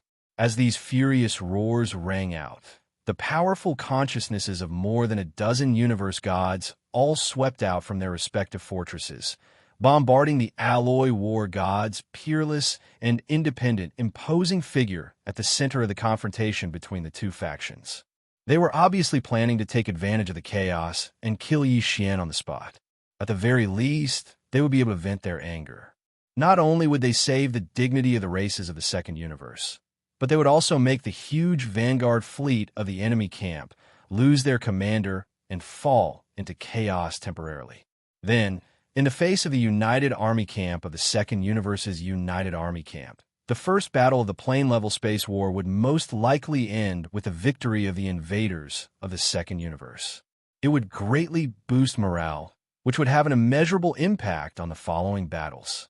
That was the ultimate plan of the universe grandmasters of the various races of the Federation of the Second Universe. As for the lives of the dozens of seniors, although they were concerned about them, they couldn't be too concerned. They would save them if they could, but if they couldn't, they would just let them die. After all, although there were more than 30 of them, if they were divided among the races, each race would only lose 1 junior at most. It didn't matter at all. Yixian had already seen through the old guy's plan. At that moment, when he heard the roars from the enemy camp, which made the void tremble, he didn't hesitate at all. He immediately turned around and retreated, turning into a stream of light and rushing to his own camp. At the same time, he also used Sha Baofeng's lightning. Sha Baofeng's subconsciousness to all the flagships of the slave races in his camp to immediately launch a full-scale bombardment in unison. In less than an instant, his figure was already far away. The dozen or so universe grandmasters' consciousness storms that wanted to leave Yixian on the battlefield were all one step too slow, and Yixian escaped ahead of time. At the same time, in the camp of the million soldiers of the First Universe, all the battleships, whether it was the 3,000-meter-long stellar level, the 5,000-meter-long, 10,000-meter-long, the 50,000-meter-long, 100,000-meter-long, all the cannons on the battleships opened almost at the same time. All the cannons on the battleships opened with a rumble. Immediately after, before the fleets of the Second Universe's united army that were 100,000 kilometers away could react, nearly 1 million battleships, fortresses, and fortresses of various sizes launched a round of bombardment. In the starry sky, it was as if fireworks had been set off. The vast galaxy of millions of kilometers was illuminated at this moment. It was incomparably brilliant. Chapter 3563. Boom! Rumble! Boom! Almost half of the demonic star system was alarmed, and the rumbling of thunder shook the void. Before the enemy could even react, Yixian had already decisively given the order to launch an all-out attack. The entire Vanguard fleet, together with the fleet of the servants in the First Universe, gave the order to fire in unison. 1,000 meters of planet level, 3,000 meters of star level, 5,000 meters of small fortresses, and 10,000 meters of large fortresses.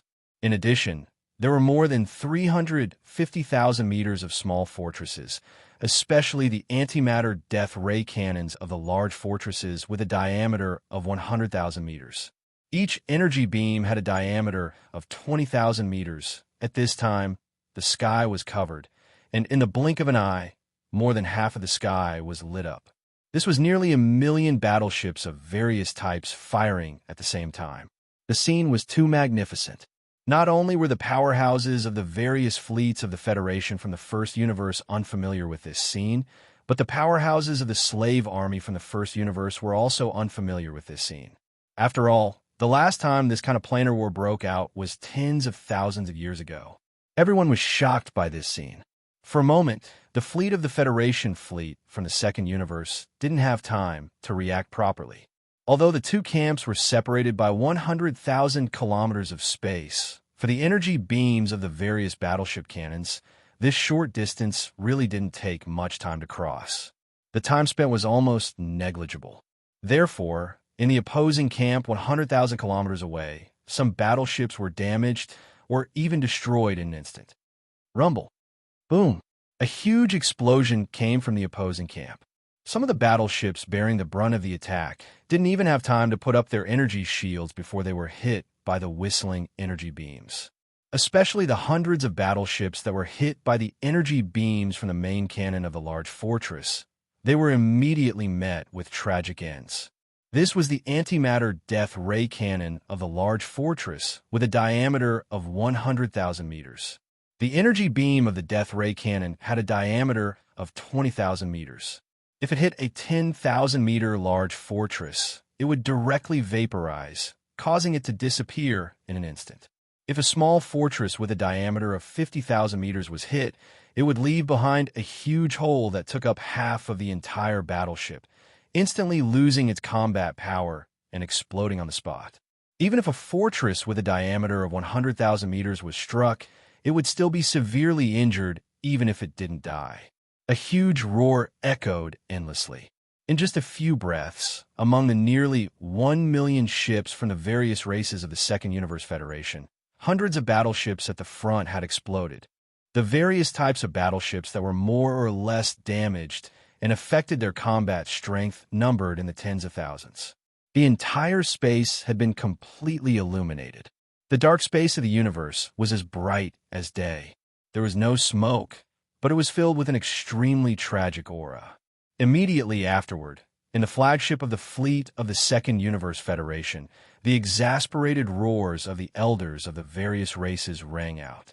Very soon, the enemy camp was in chaos. A large number of spaceships were agitated, moving their positions to avoid the energy beams that were still blasting towards them, at the same time doing their best to activate their energy shields. Before this, they had already finished accumulating energy, but it wasn't the spaceship's energy shields, but the spaceship's artillery system. This was because, according to the plan of the elders of the various races, once a dozen or so supreme beings roared and took advantage of the chaos to kill the commander of the enemy fleet, Alloy War God. Then, in the next moment, this huge vanguard fleet from the various races of the Second Universe Federation would immediately bombard and launch a salvo, just like the fleet of the servants of the First Universe. Unfortunately, although they were ready, in the end, they still couldn't seize the opportunity. Alloy War God was too sinister. On this side, he was tormenting the younger generation of the various races of the Second Universe, killing and capturing them. On the other side, he had already let the large fleet behind him finish accumulating energy. Without a word, he immediately launched a salvo. The entire fleet launched a salvo. The fleet of the Second Universe's various races of the Alliance fleet, which also had the same plan but didn't decisively attack, was killed. Decisive in killing, vicious in his heart, this guy was simply poisonous. He was too shrewd. A group of elders of the various races of the Second Universe Federation had been schemed against. In a moment of carelessness, they had lost the initiative. In a starry sky battle of this level, the opportunity could be said to be fleeting. It often had an immeasurable impact on the final outcome of the battle. For example, although all the battleships of the various races of the Second Universe Federation had long finished accumulating energy, in the face of the overall salvo of the enemy, the commanders on their side couldn't react within 2 or 3 breaths, so they were completely in a passive position. Even if the old guys finally roared at this time, Some of the battleships and fortresses of the various races of the Second Universe also launched a counterattack, according to the orders of the first moment. However, this kind of sporadic and scattered attack, compared to the simultaneous and rhythmic firing of millions of battleships of the opposite side, was lethality. How could the effects of deterrence, suppression, and so on be the same? Moreover, due to the explosion and destruction of a large number of battleships and fortresses around them, some of the battleship's commanders subconsciously ordered the battleship's defensive system to fully accumulate energy and put up the energy shields as soon as possible. They didn't have time to immediately counterattack. It was precisely under the influence of these various factors that, as soon as the battle began, the situation on the battlefield had already become extremely polarized.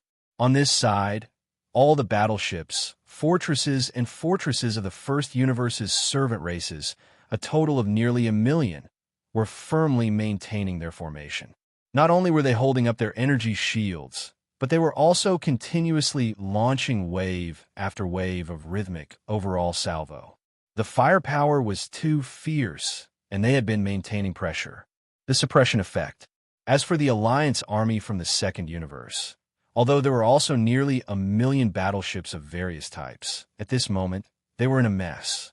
The command level had issued the order, but before the order for a comprehensive counterattack and simultaneous salvo was issued, hundreds of battleships had already exploded. Tens of thousands of battleships had been destroyed. More than half of the battleships had subconsciously begun to fully charge the battleship's defensive system, so there was no time to attack. Therefore, the millions of battleships at this moment were only scattered chaotic bombardments when they launched a counterattack.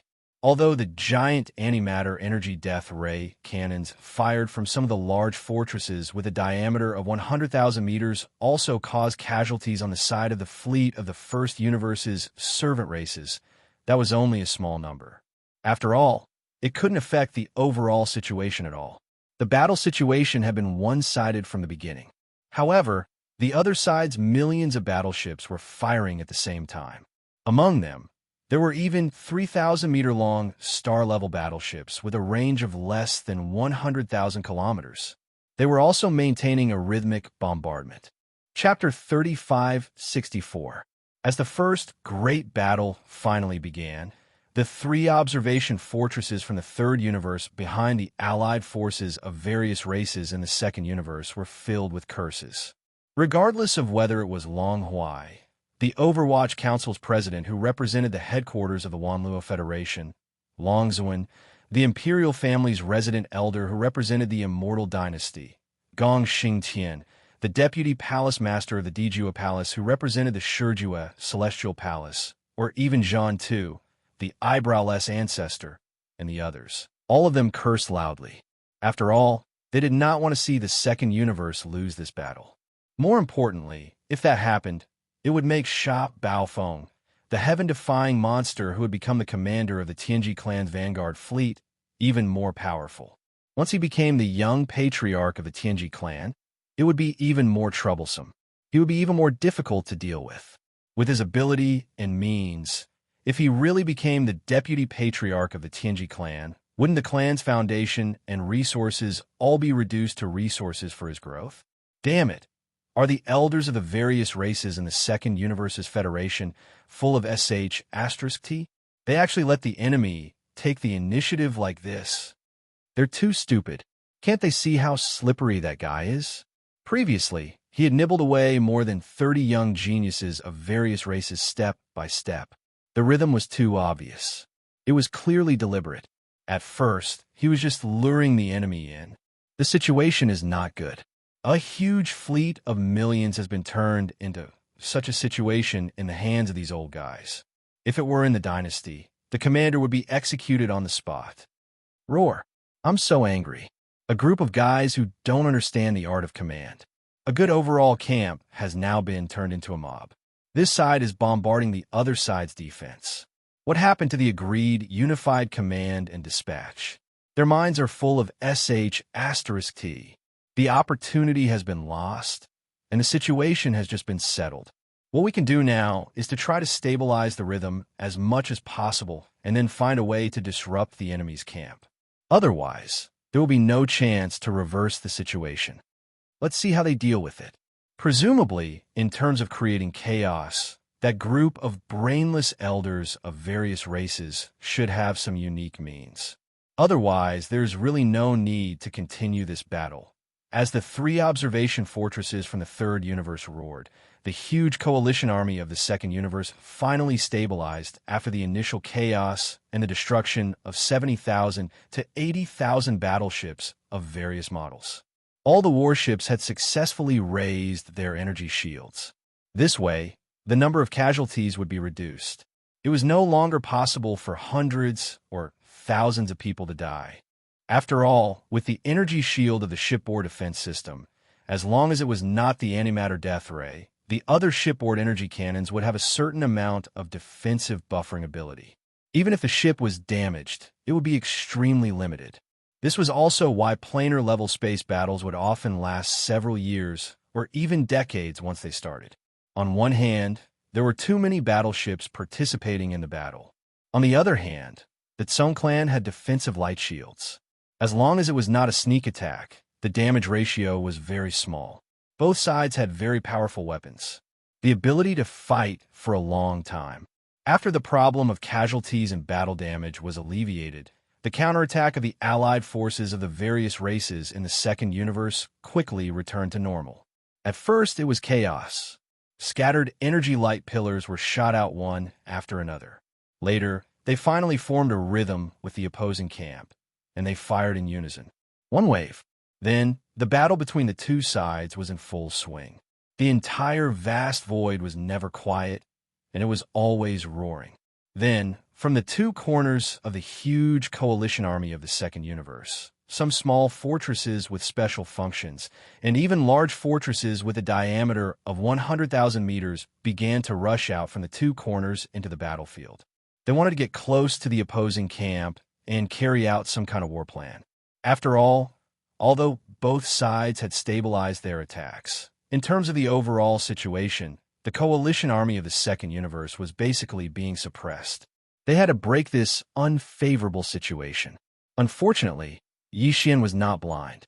He quickly saw through the opponent's plan and immediately mobilized dozens of large fortresses to focus on these assault battleships.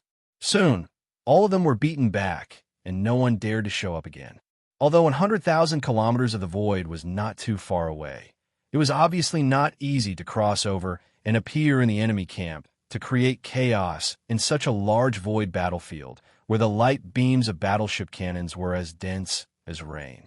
After this plan was aborted, the coalition army of the 2nd universe quickly launched a second wave of secret small-scale operations. More than 10,000-meter large fortresses directly performed a space jump, traversing 100,000 kilometers of the void and suddenly appearing in the camp of the coalition army of the 1st universe. Then, they immediately launched a full-scale self-detonation.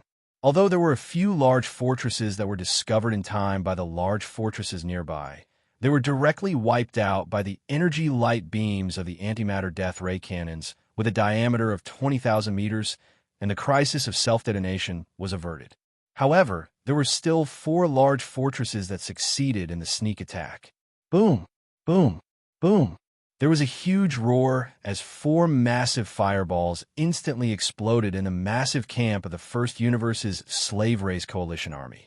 These suicidal fortresses carried a large amount of high-yield, explosive energy, and when they suddenly exploded, a small region of the star field around them was affected. In an instant, thousands of fortresses of various types of battleships were damaged around these 4 massive fireballs that soared into the sky. Fortunately, they were supported by energy shields, or else they would have been blown up on the spot. Yixian was immediately frightened. He had not expected the opponent to have such a move. This was practically a terrorist attack. Were these fellows from the 2nd universe all crazy? They were completely suicidal. And this was only the first wave of 10 fortresses. If there were a few more waves, the entire 1st universe fleet would be completely disrupted. In the midst of the chaos, Yixian immediately issued new orders. Immediately mobilize 110,000-meter large fortresses of the Tianji clan and perform a space jump with the same method. enter the enemy camp, and self-detonate. Damn it. You want to see who is more ruthless? There are no humans in my fortresses at all. They are all intelligent robots. Let's see who is better. Of course, there was one thing he did not dare to say. That was, even if all of them were humans, he would not feel any heartache. More deaths would be more satisfying.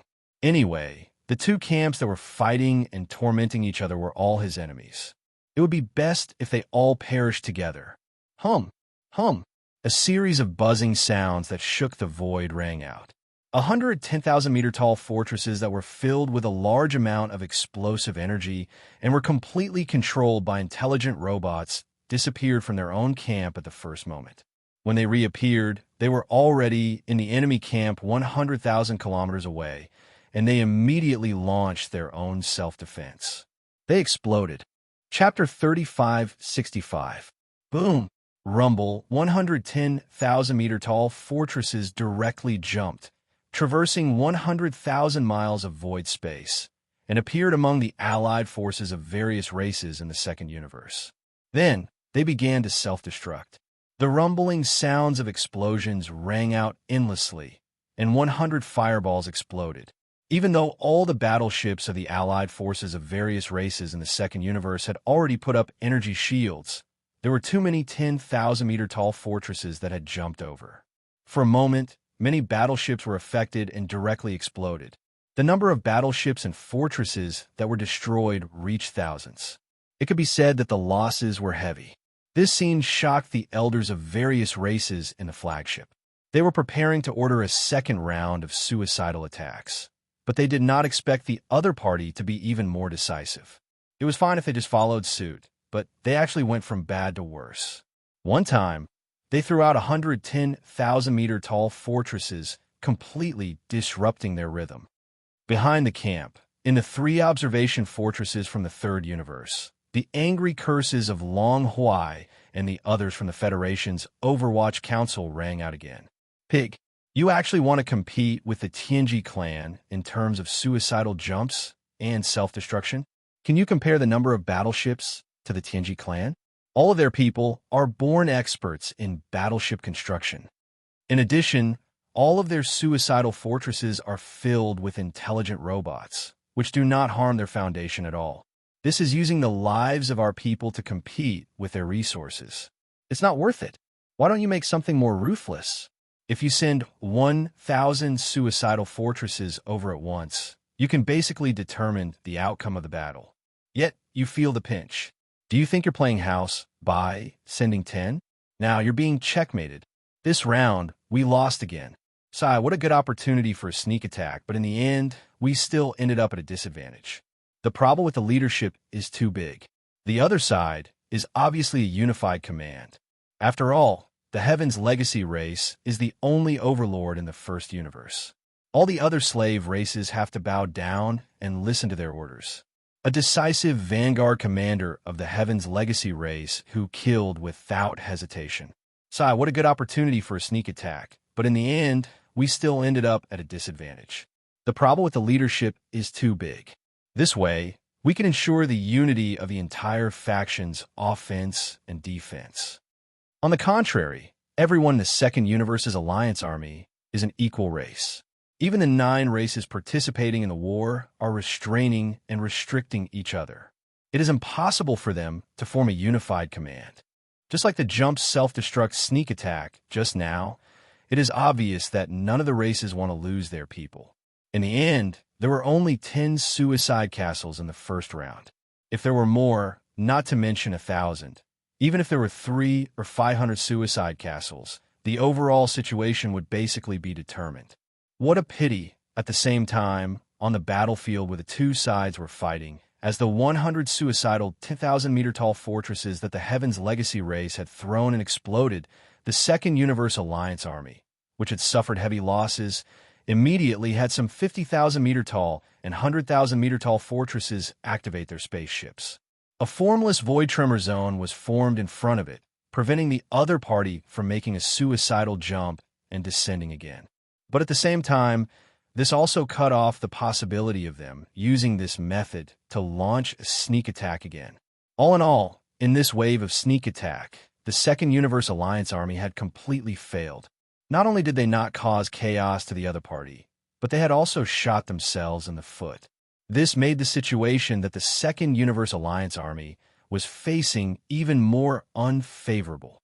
Vaguely, it had even affected their morale. Facing this situation, in a flagship of the various fleets of the Second Universe Alliance army, the elders of the various races calmed down and did not carry out any follow-up actions. However, it was obvious that they would not give up just like that. In this battle, they had to achieve a certain degree of success. At the very least, they had to push their huge fleet to the other side of the demon domain. In other words, it was equivalent to occupying the entire demon domain. This was also a death order given to them by the old monsters of the various races. Only in this way could they gain a certain advantage when the main forces of the various races arrived. Only in this way could they ensure that in the following battles, their fleet could slowly advance step by step until they reached the source of all evil star field near the Heaven's Legacy Race's headquarters. That was the final goal of the Second Universe Alliance Army's planar war. Not the so-called headquarters of the Heaven's Legacy Race, Heaven's Legacy City. Of course, not many people knew about this at the moment. Apart from the 9-star Lord Old Monsters in the flagship of the 9 races of the Second Universe Alliance Army, even the elders of the various races who were in charge of commanding the fleets of the various races did not know. Although they did not know the final goal of this battle, they were very clear about their mission. Faced with this unfavorable situation, the elders of the various races had no other choice. No matter what, they had to turn the situation around. In this first battle between the vanguards of both parties, even if they could not severely injure the enemy, they had to at least reverse the current unfavorable situation so that they could temporarily stop the war. After adjusting their strategy, they would continue with the second battle. However, judging from the current situation, this goal could not be achieved through conventional means. At this critical moment, the elders of the various races of the Second Universe Alliance Army gritted their teeth and reached a consensus immediately. Launch a surprise attack at the level of the Universe Alliance Army. The enemy's vanguard fleet has more than 100,000-meter-long fortresses. If we send out 20 Universe Alliance Army experts, and each of us take down 2 fortresses, we will be able to reduce the enemy's high-end forces by half. That's right. This is equivalent to turning the situation around. We can use this breakthrough as the end of this first battle. As long as we succeed, we will have a suppressive advantage in the second battle after some adjustments. Although it's a 100,000-meter-long fortress, if we send out 20 Universe Alliance Army experts and catch them off guard, they won't be able to launch effective targeted attacks. The mission of each of us taking down 2 fortresses is very likely to be completed, more than 50%. This is worth the risk. The Blood WIRM clan will send out 2 people. 2 from the Cyan Rock clan. A Chinquan elder from the Battle Lion clan is treating the Lion Overlord. We can only send out 1. 1 from my clan. Soon, these old guys reached a comprehensive consensus, and the quota of 20 Universe Alliance Army experts was quickly filled. Chapter 3566. Regarding Yi Xian's orders, the fleet commanders of the First Universe's servant races in the central region of the camp were very confused. Their camp's formation was very stable, and their offense and defense were orderly. If nothing unexpected happened, the outcome of the first battle of this battle could basically be determined. However, now that such a large area had suddenly been vacated in the central region, the ships of several races had all stopped attacking and jumped to the 2 wings. It was bound to affect the favorable situation to a certain extent. It was truly an unwise move. However, they did not dare to question anything. In this regard, as the only overlord of the First Universe, once the Heavenly Legacy race organized a fleet to launch a Starry Sky battle of this level, the absolute advantage of the command level was displayed. Of course, although the fleet commanders of the servant races did not know what Yi Xian was up to, they could basically guess that he must have a new arrangement, and it would definitely not be small. The order was passed down immediately. The fleet of the servant races stopped attacking and launched a full space jump, moving to the 2 wings of their own camp.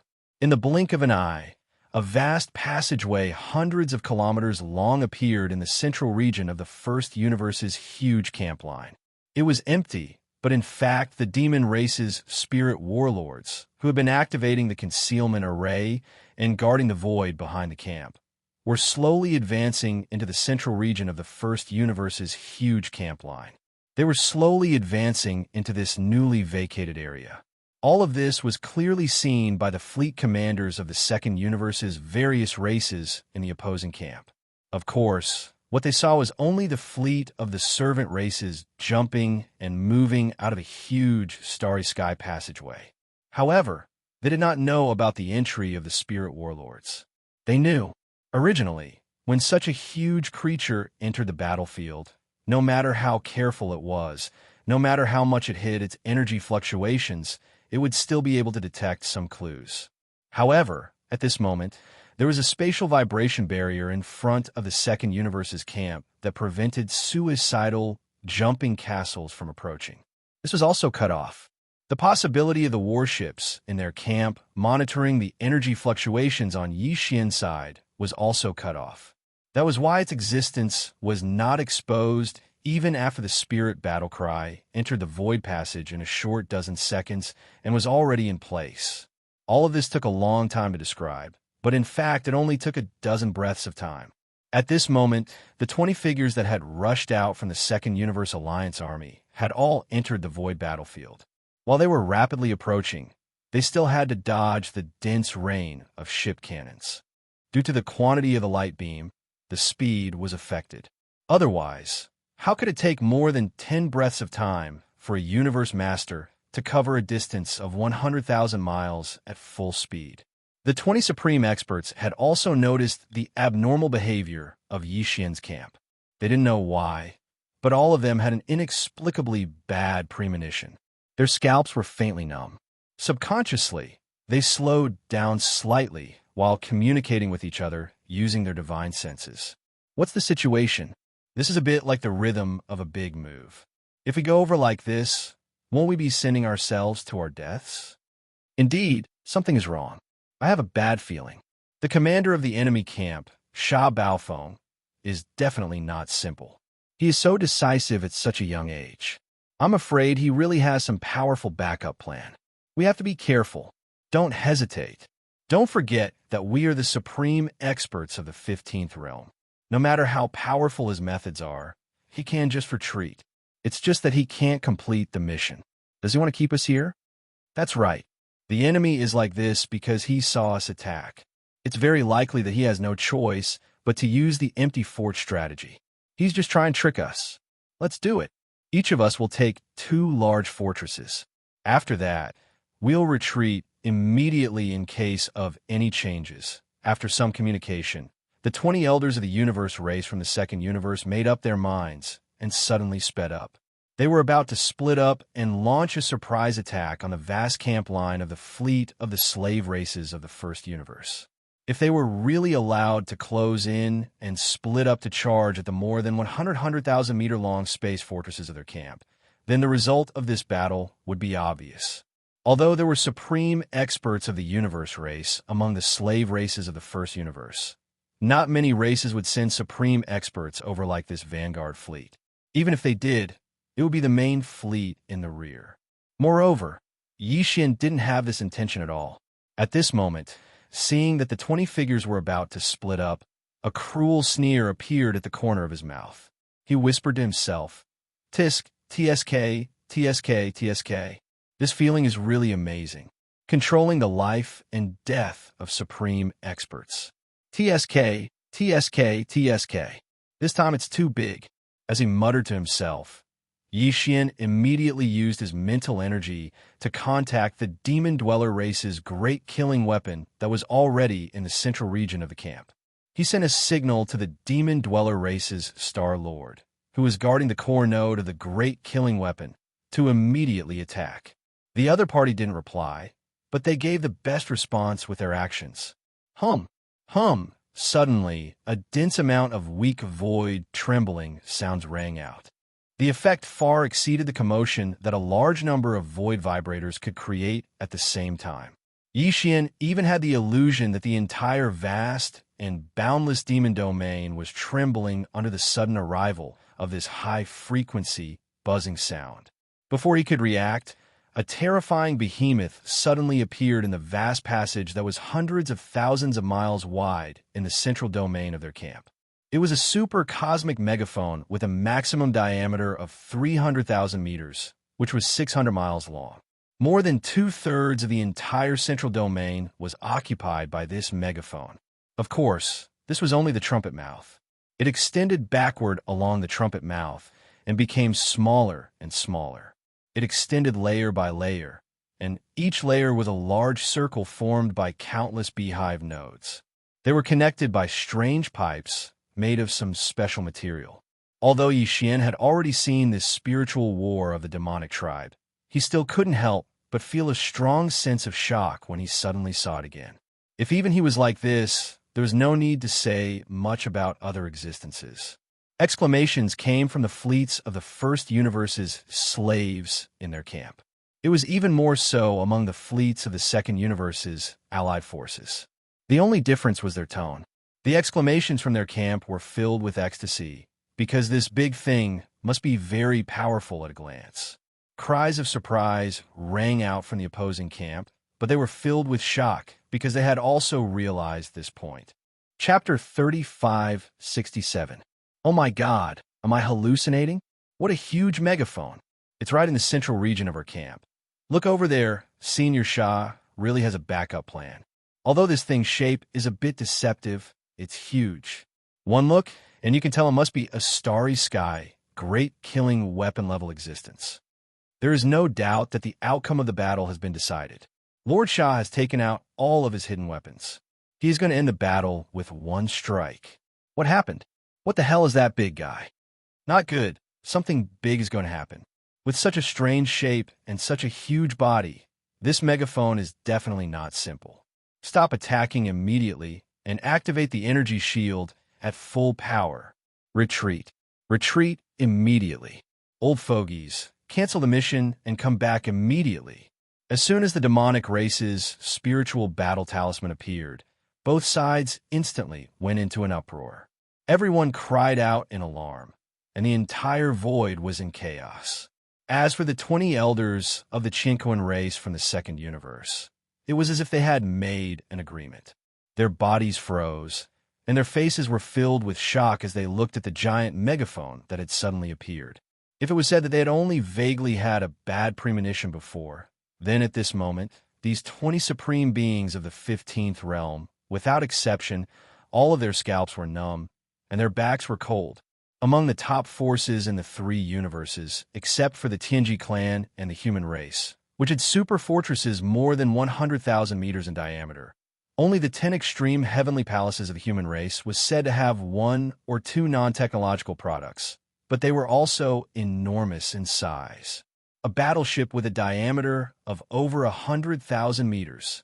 All the other forces, including all the races in the Federation of the Second Universe, had never seen the largest war machine, whether it was a technological battleship or a magical equipment battleship of the cultivator system, which had a diameter of more than 100,000 meters. However, there was such a huge creature in front of them. With a diameter of 300,000 meters, it was simply terrifying. Just its mouth alone could swallow 3 fortresses with a diameter of 100,000 meters. How could a terrifying war machine of this level be weak?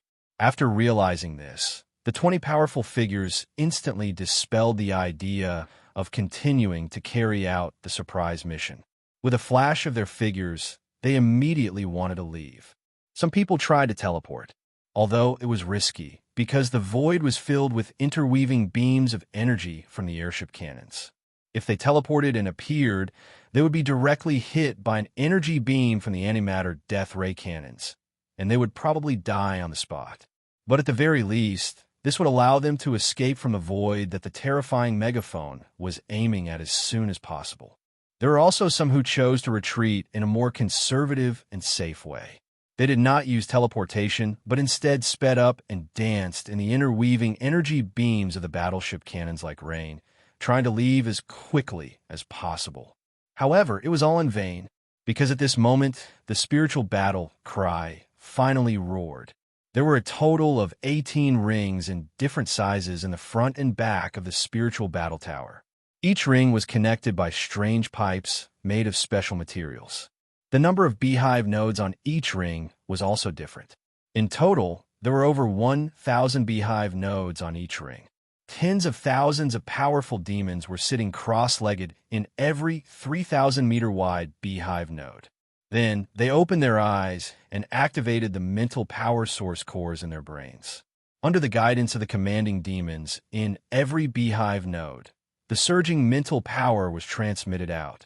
Thousands of beehive nodes, thousands of rivers of spiritual power flowed along the pipes and surged toward the core node of the core ring. Then, under the sudden roar of the Star Lord of the demon race, it instantly collapsed like a tsunami roar. The huge roar was deafening, and there was even an invisible tide, like an ocean in the starry sky, that leaked out from the core node. It followed the 9 outer rings of the spiritual battle cry and continued to expand. In the end, it turned into an invisible force that could topple mountains and overturn seas. In an instant, it faced the huge spiritual battle cry. The huge void of the mouth of the spiritual battle cry completely collapsed. Whoosh, boom, rumble. A clear sound of tearing silk that was as dense as rain resounded in the sky and earth. The void that was hundreds of thousands of miles away was torn apart inch by inch, and a large amount of void turbulence shot out. In a few of the larger void cracks, a large amount of void turbulence directly formed a void vortex that was like a black hole. Vortex. There were a total of 3 such void vortexes, all of which were located in the void in front of the huge mouth of the spiritual battle cry. They were separated by a certain distance from each other. The moment they suddenly appeared, these 3 terrifying void vortexes swallowed countless energy beams of light from the ship cannons. At the same time, 6 or 7 figures of the supreme beings of the universe were sucked in by a terrifying force that even they couldn't resist. In the blink of an eye, they disappeared into the 3 void vortexes. In the vortexes, they completely disappeared. In less than half an instant, more than half of the 20 supreme beings of the universe had fallen.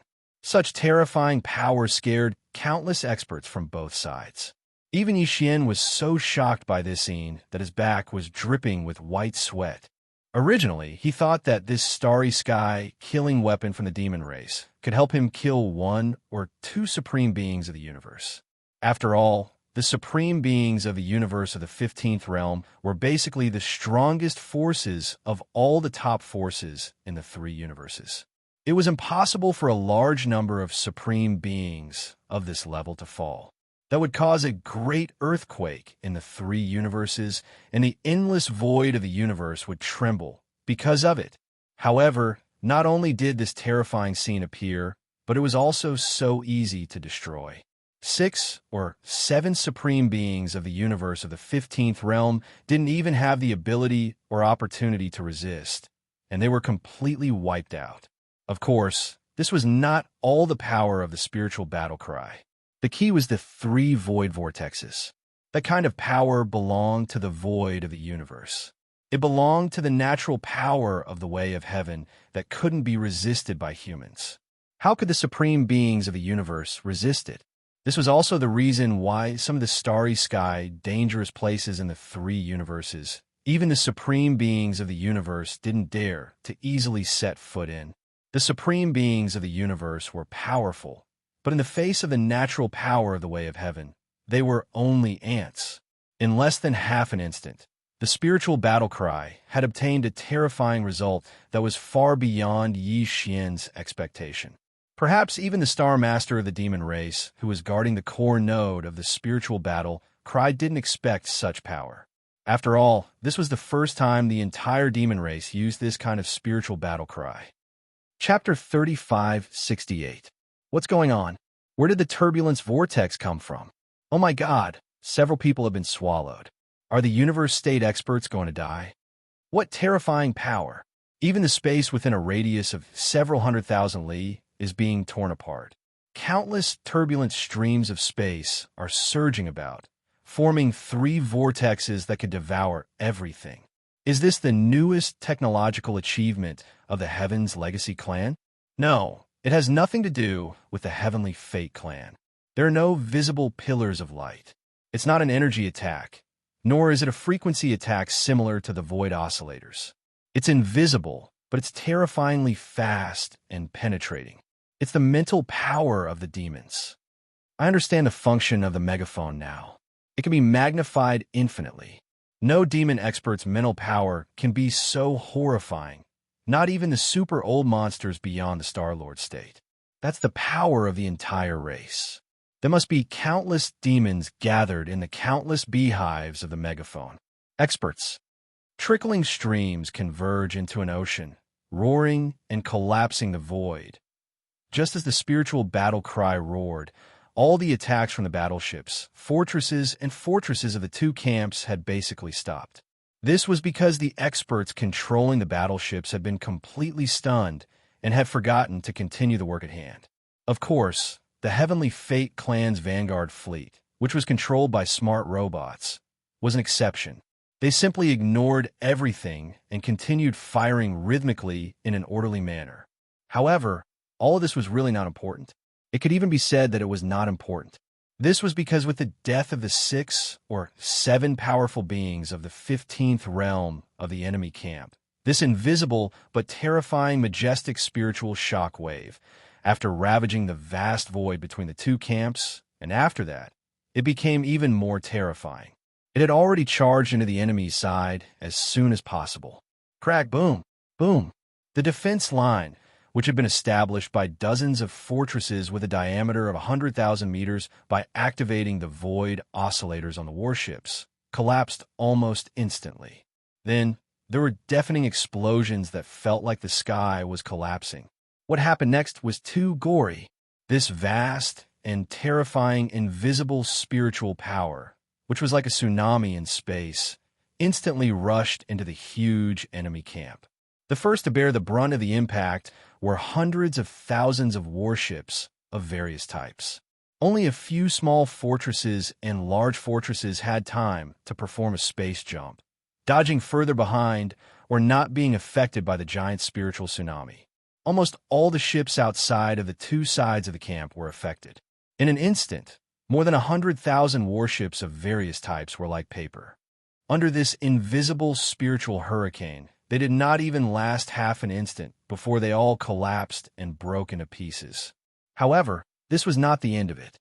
Although the formless spiritual hurricane had reached this place, and its power had basically passed the most powerful period of eruption, its remnant power still remained. After destroying the hundreds of thousands of battleships, fortresses, the remnant power of the psychic hurricane spread out. In the blink of an eye, it reached even more battleships that did not manage to escape in time. Although not many battleships were destroyed this time, they were more or less damaged. It was unavoidable. At this point, the power of this wave of mental hurricane was basically exhausted. The price of the allied forces of the Second Universe was the death of 7 supreme beings, as well as more than 100,000 warships, fortresses of all kinds. Of course, there was also the invisible fighting spirit and morale. All of this took a long time to describe, but in fact, it had only been a dozen seconds since the roar of the war cry had been completely exhausted. A dozen seconds, but the change seemed to have been a lifetime ago. Before, the entire void was filled with all kinds of battleships, but now, countless battleship wrecks were flying in the air. The vast void within a radius of hundreds of thousands of miles had collapsed, filled with countless different-sized space cracks. In every void crack, there were some terrifying void turbulence surging out. The densest area had already formed 3 chilling void turbulence vortexes that looked like black holes. Moreover, the 3 turbulence vortexes were obviously expanding outward, and the invisible suction force they emitted was getting stronger and stronger. At this moment, a large number of warship wreckages were already moving toward the 3 turbulence vortexes. At first, Xianxia didn't react to this, but the other side had already jumped and hid in the large fortresses on both sides of the camp. At this moment, the roars of several Star Lords echoed, which made him realize what was going on. He immediately shrank his neck, feeling as if he had made a big mistake.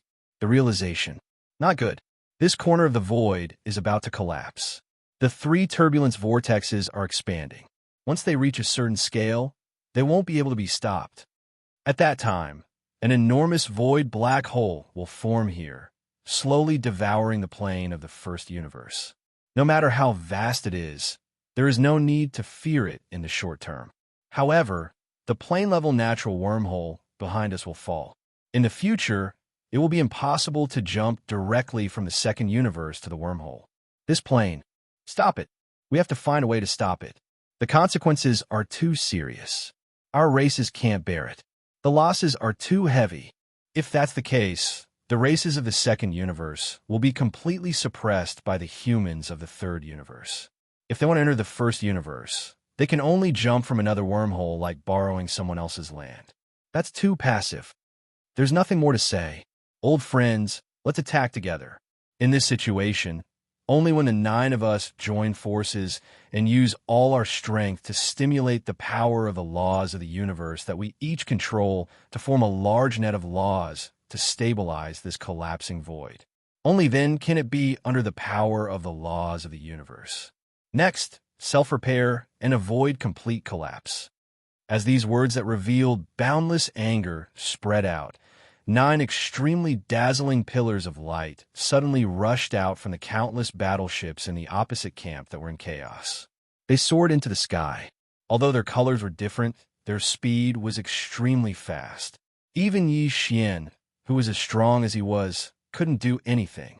Following their trajectory, these 9 pillars of light rushed out from 9 large fortresses with a diameter of 100,000 meters. They went straight to the sky. After reaching a height of 1,000,000 miles, they all exploded, turning into countless light threads of different colors that scattered in all directions. They quickly intertwined and slowly moved down toward the countless cracks of various sizes. The void pressed down. Chapter 35:69. Obviously, these 9 different colored pillars of light were the handiwork of the 9 Star Lord old monsters of the 9 great races of the second universe who were in charge of their vanguard fleet. Although they did not make a move in the battle, and even when the universe realm fell, they were indifferent. However, when this void was destroyed by the terrifying power of the Spirit War Pulla, it triggered 3 void turbulence vortexes. It was very likely that it would cause the natural wormhole that connected this star field to the second universe to appear. The moment the mouth fell, they did not hesitate to make a move. Moreover, they worked together to weave this stunning net of laws, successfully preventing the continued destruction of this corner of the void. Although there would definitely be Star Lord old monsters participating in the planar space war in the later stages, in the early stages, both sides would restrain themselves. It was impossible to throw such a level of power into the battlefield from the beginning. Even if they appeared, they would at most be in charge of the rear to prevent some unexpected situations from happening, such as now. This was also a game rule that the top forces of the 3 great planes secretly followed in this planar space war. It could be said to be adhering to the rules. After all, of all the top forces in the 3 major planes, the top power that was displayed in front of the stage was only the universe masters of the 15th realm. If the Star-Lord old monsters were sent out so easily, such a move to limit the universe masters to the strongest power in front of the stage would be meaningless. From this point of view, Xianxia and the demon race were actually breaking the rules this time. After all, in the core node of the Spirit War Pulla, there was a Star-Lord level demon race old monster overseeing it. And not only was it overseeing it, the terrifying attack of the Spirit War Pulla before, this demon race Star-Lord old monster was monster. It was clearly the core presiding power.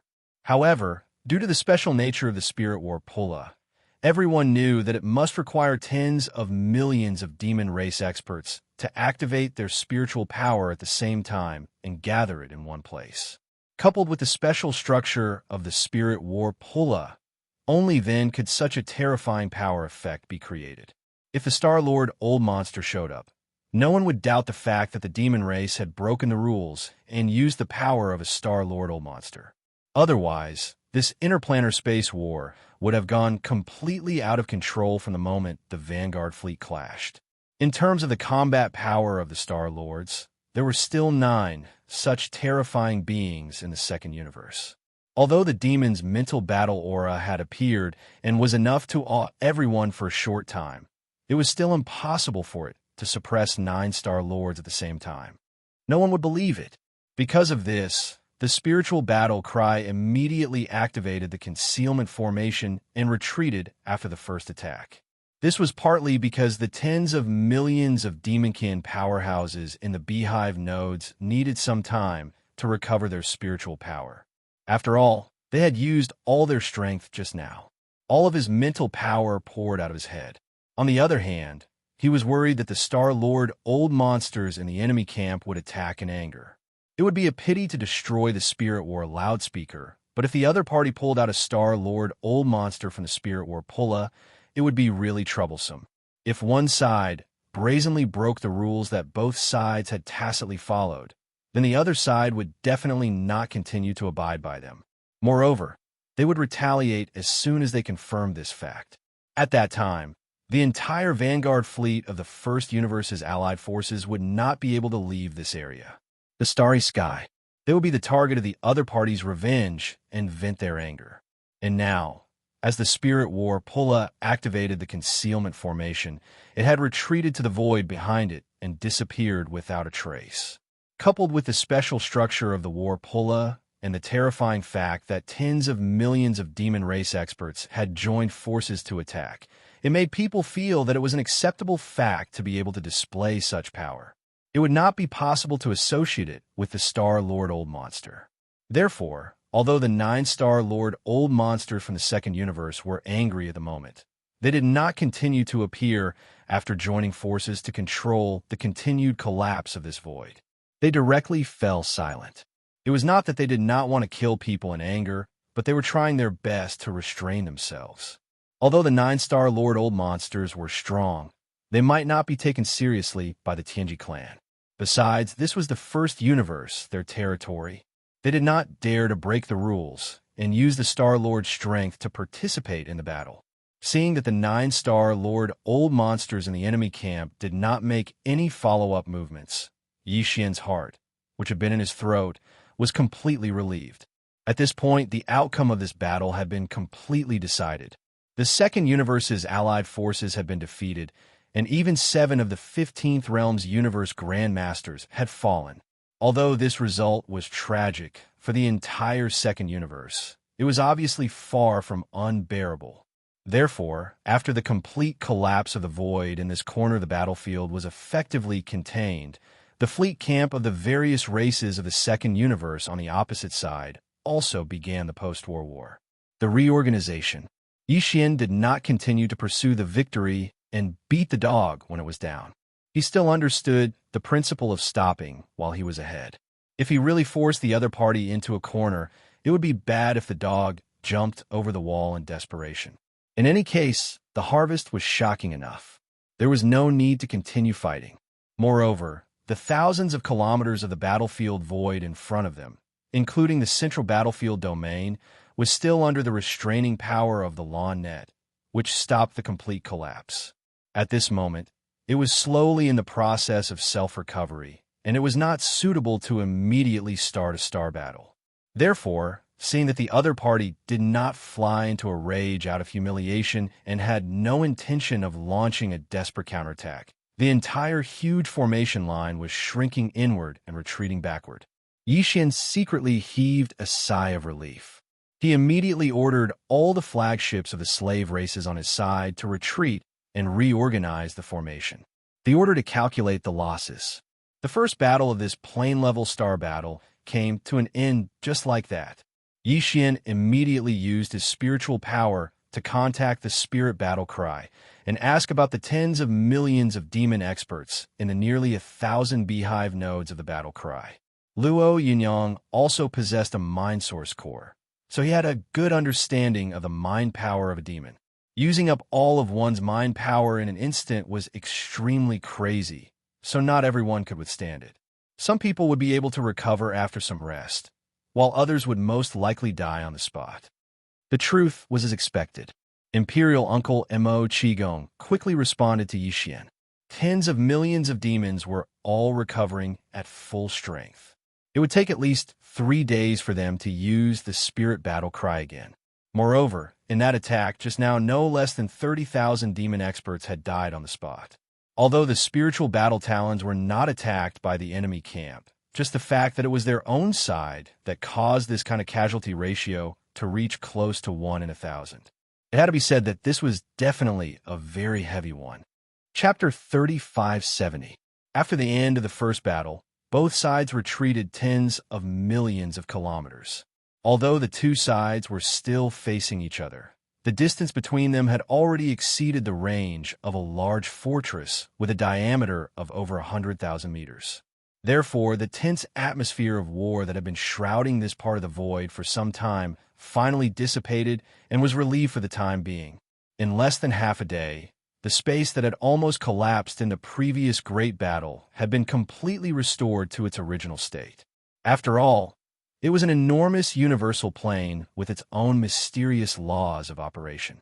Even the most powerful experts were only qualified to touch the surface of it. As for the Star Lords, they would only be able to touch the surface of it. The plane had a strong self-healing ability. Such a small-scale collapse of the void wasn't a serious problem. After retreating to a relatively safe place in the distant void, both sides began to calculate the damage and make various adjustments.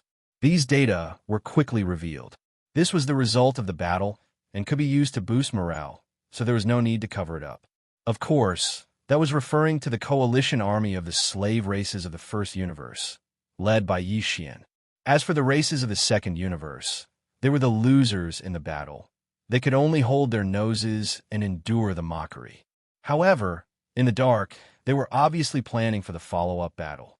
Intergalactic battles on the level of planes often lasted for years or even decades. The victory or defeat of a battle at the beginning of the battle really didn't mean much. However, as far as Yixian was concerned, it should be because of the name Sha Baofeng.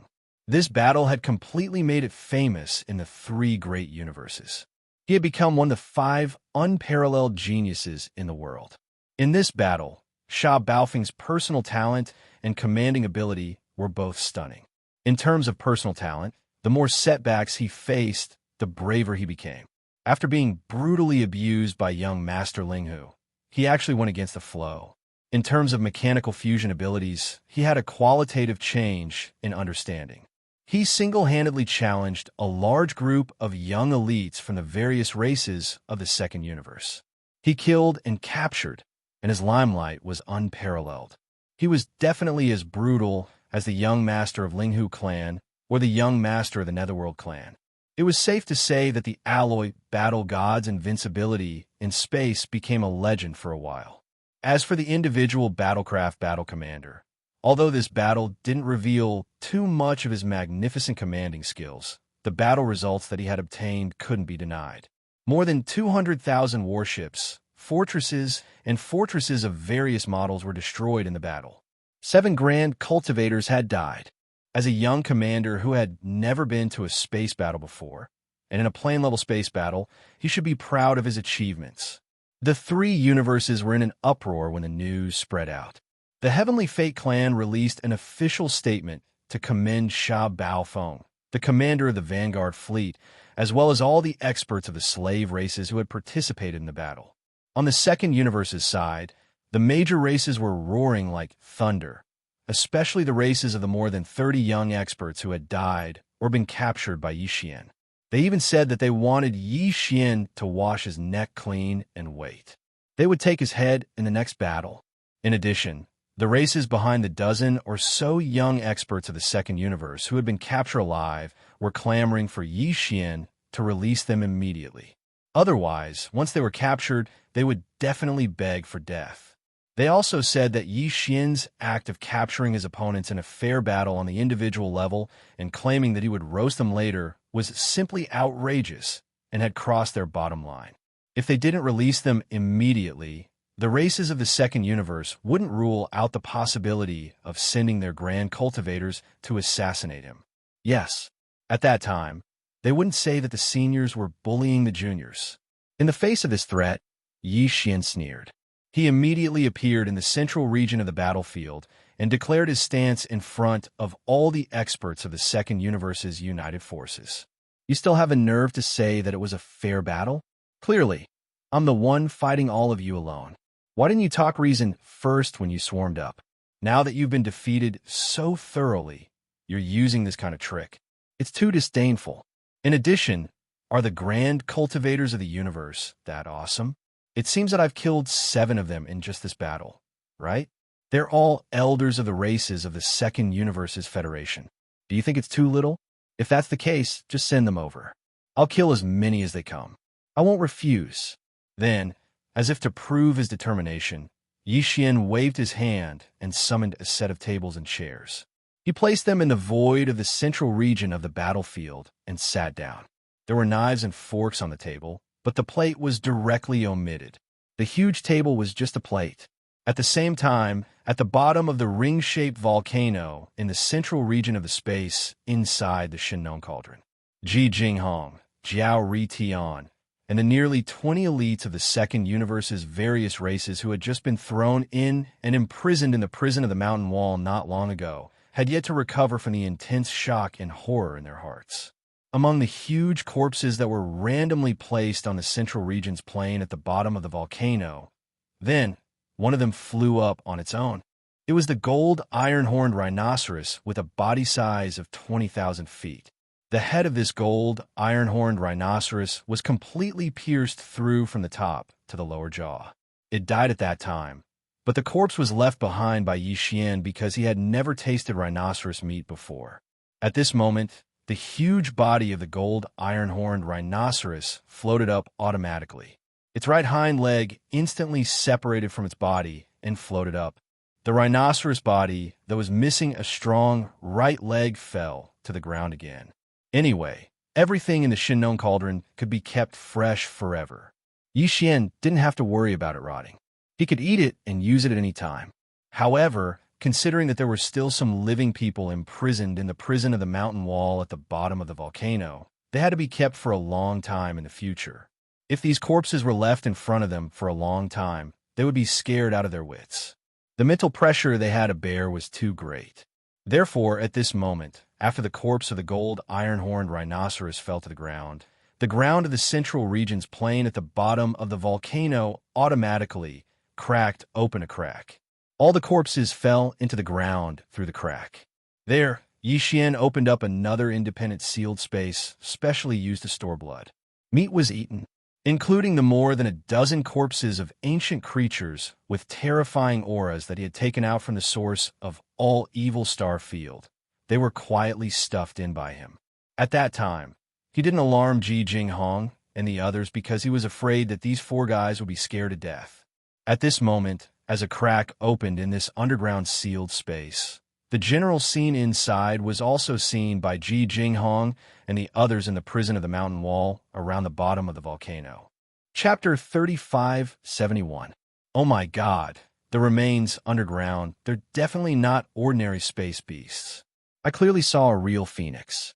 Although only half of its body is left, it's definitely not an ordinary mixed blood descendant. Golden blood is still dripping from the remains. It's a sign that it's infinitely close to a pure blood phoenix. It's the same for the other remains. Almost all of them are still dripping with golden blood, but they're obviously full of death aura. Is that why the remains haven't decomposed?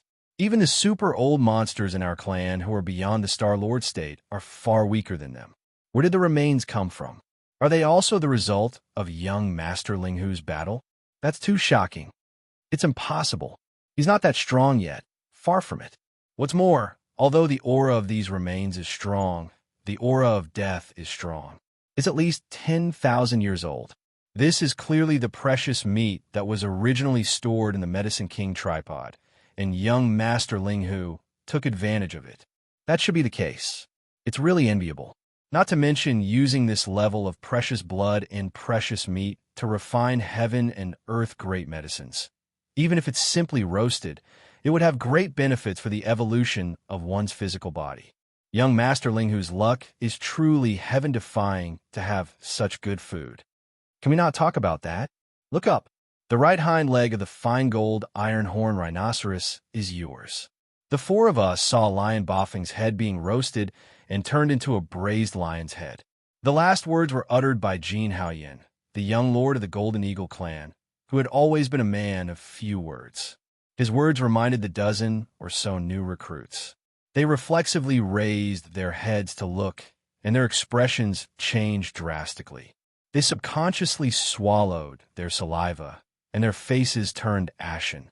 In his line of sight, the thick thigh that had just been cut off from the corpse of the fine gold iron horn rhinoceros was being roasted in an orange-red flame. The speed was very fast, and in the blink of an eye, golden butter began to drip out. The thick leg of the rhinoceros was originally hundreds of meters long, but after being roasted by the orange flames, a lot of impurities had been removed, leaving only the essence behind. It was only 100 meters long. At this time, a rich fragrance of meat spread out. Although the hearts of the nearly 20 fellows in the cage below trembled and were extremely resistant, as soon as this strange fragrance assailed their noses, all of them began to salivate. Their appetite was uncontrollably aroused, and saliva flowed out from the corners of their mouths, causing their faces to turn red with embarrassment. Then they all lowered their heads. In the blink of an eye, the golden right leg that was 100 meters long was roasted and quickly flew away with dripping golden butter. At the same time, in the void of the first universe's battlefield, Xian casually waved his hand. A golden thigh that was scalding hot and flowing with oil immediately fell from the enormous table in front of him, emitting an incomparably alluring fragrance. The dining table was made of battleship alloy and had a radius of several hundred meters. It was enough to hold this terrifying giant roasted leg. Xian waved the knife and fork in his hand and immediately cut off a piece of meat from the giant rhinoceros leg on the table in front of him. It flew directly into his mouth, followed by the next piece. Although this fine gold iron horn rhinoceros bloodline was not as good as Lion Boffing's, its meat was incomparably fresh and tender. Moreover, the giant rhinoceros leg that was nearly 1,000 meters long was roasted until it was only 100 meters long. It could be seen that all the impurities had been refined and expelled. This was the beauty of the Shinnong unusual flame. It was a weak orange-red monochromatic flame, but it was equally extraordinary. Therefore, everything that was roasted by it was as if it had been refined and purified, leaving only the essence behind. It had a miraculous effect on the evolution of the physical body and could even improve the quality. Even the aroma of the meat was special. Xian was extremely in need of this kind of flesh and blood. Right now, he was walking the path of the evolution of his flesh and blood. Every time he ate this kind of flesh and blood, he would be able to obtain a lot of benefits. Energy was accumulated in his body, quietly improving his physique, and when it was accumulated to a certain extent, it would be when it reached a certain point, it would explode and welcome a breakthrough. From Xian's point of view, it wouldn't be long before he returned to the Tianji race.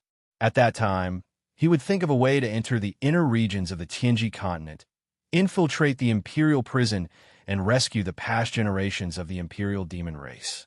During this process, there was a high possibility of accidents happening. Before that, Xian hoped to increase his cultivation realm as much as possible. He had just broken through once not long ago and was now in the 11th stage, the Mystic Light Realm 4th stage. According to his plan, it would be best if he could push the evolution of his physical body to the peak of the Mystic Light Realm 9th stage. Then, he would consume a bottle of level 12 liquid and enter the 12th stage, the Void Realm. This way, he would have a much higher chance of success during the second trip to the Tianji city. At this time, as Xian's wrist continued to move, large pieces of golden meat automatically flew into his mouth. Although this roasted rhino leg was 100 meters long, to Xian, it really wasn't that big of a thing. This was because it was the essence of the meat, and it melted in his mouth. No matter how much he ate, no matter how much he ate, he wouldn't feel full. Instead, every inch of his flesh and blood felt like it was slowly being nourished. This scene was too strange. In the boundless void of the universe, a lonely figure was sitting cross-legged. In front of him was a huge alloy table, and on the table was a huge golden roasted rhino leg. Pieces of meat flew up and entered his mouth without stopping. However, in the void tens of millions of kilometers away, there was an enormous army of 1,000,000 battleships. All the experts inside and outside the battleships were looking at the lonely figure who was feasting in the middle of the void. All of them were dumbfounded, as if they had seen a living ghost in broad daylight. That's right, these guys were indeed stunned.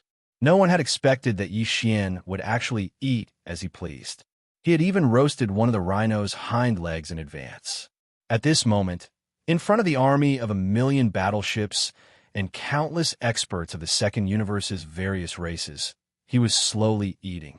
This wasn't just a matter of words. This was a provocation. It was simply a slap in the face. And it was the kind of slap that wouldn't stop. In the enemy camp, tens of millions of li away, earth-shaking roars and roars quickly sounded. Damn it! What is this kid trying to do? How dare he openly provoke and slap us in the face? Is he crazy? This is clearly forcing our Xianxia tribe elders to take action in anger.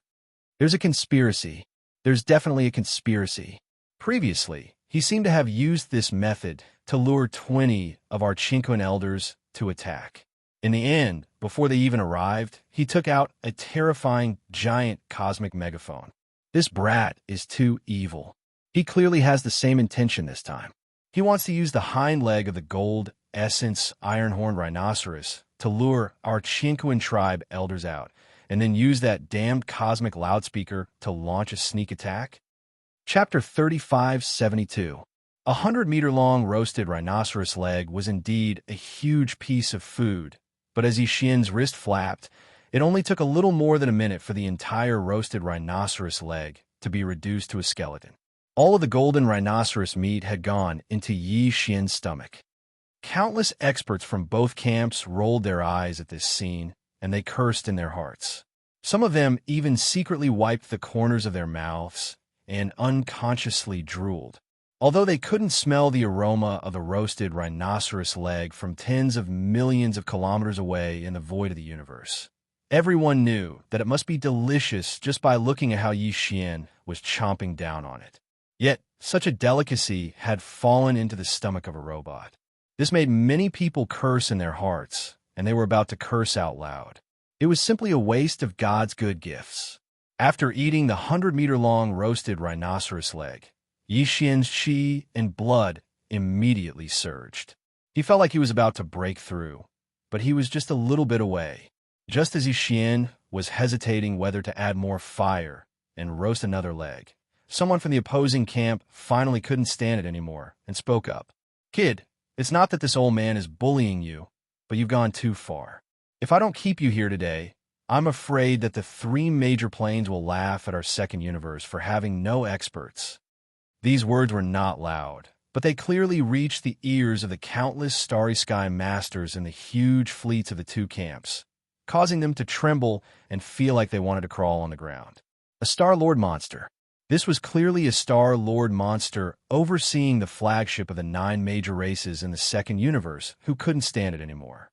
An existence of this level wouldn't appear in the early stages of a planar-level space battle, unless there was a huge accident like the previous one, where a large part of the void was about to collapse completely. As they trembled, countless experts from both camps gloomily cursed in their hearts. But now, the young commander of the Heavenly Fate Clan's Vanguard fleet had actually infuriated a Star-Lord old monster who had been restraining himself all this while.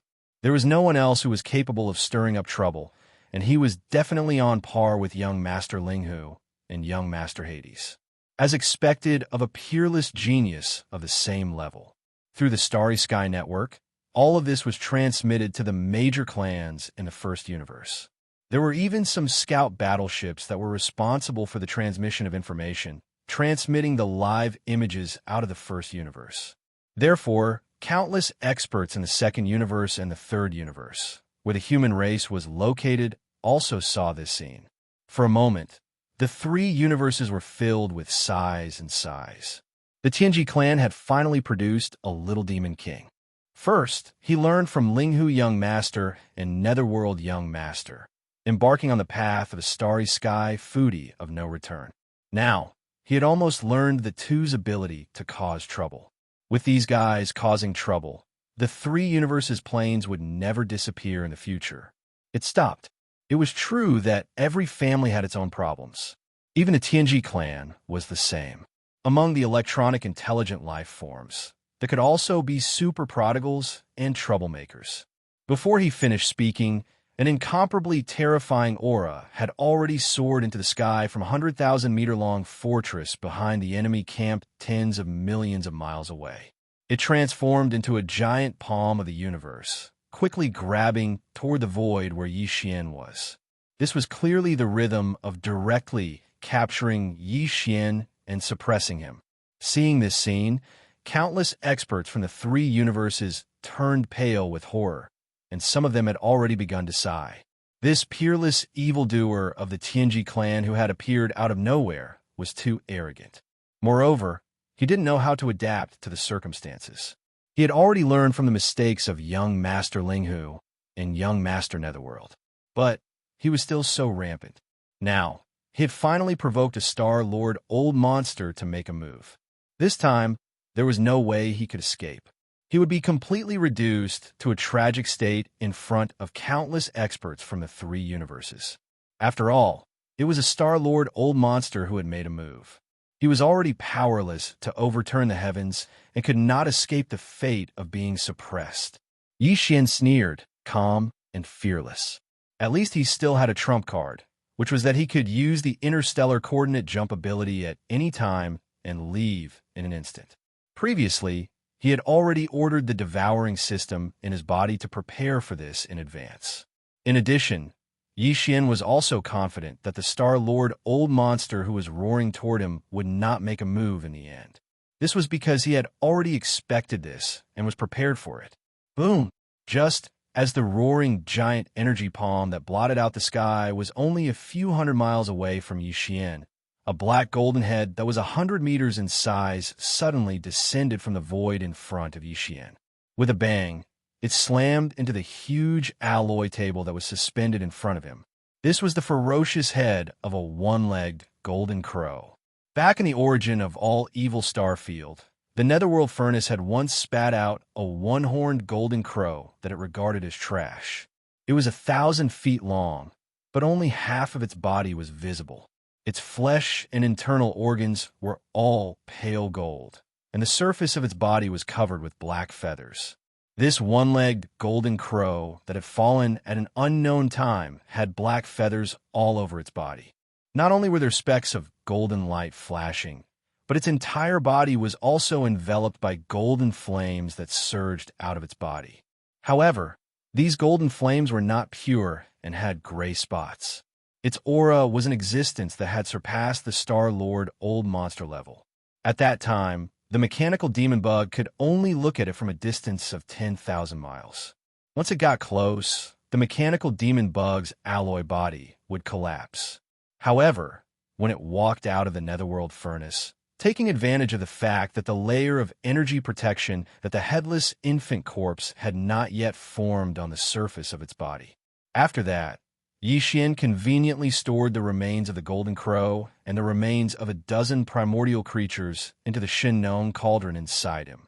The remains of the Golden Crow were still inside the Shin cauldron, but Xian had already taken out its head, which had been roasted with the orange flames of the Shin cauldron. Otherwise, it wouldn't have shrunk to the size of 100 meters. It had to be noted that the Golden Crow's entire body was more than 1,000 feet long. It was enormous. Not only did the orange-red fire of the Shin cauldron completely refine all the dregs in the one-legged Golden Crow's head, it even completely obliterated the sharpness of its bloodline aura. Otherwise, Xian would have had a cup on the spot if he took out the giant alloy dining table in front of him from the cauldron. He couldn't bear it. However, that didn't mean that the aura of its level was completely gone. After all, it was the remains of a primordial creature that had surpassed the Star-Lord state. The orange flames of the Shinnon cauldron could eliminate the sharpness of the flesh, but not the aura of its level.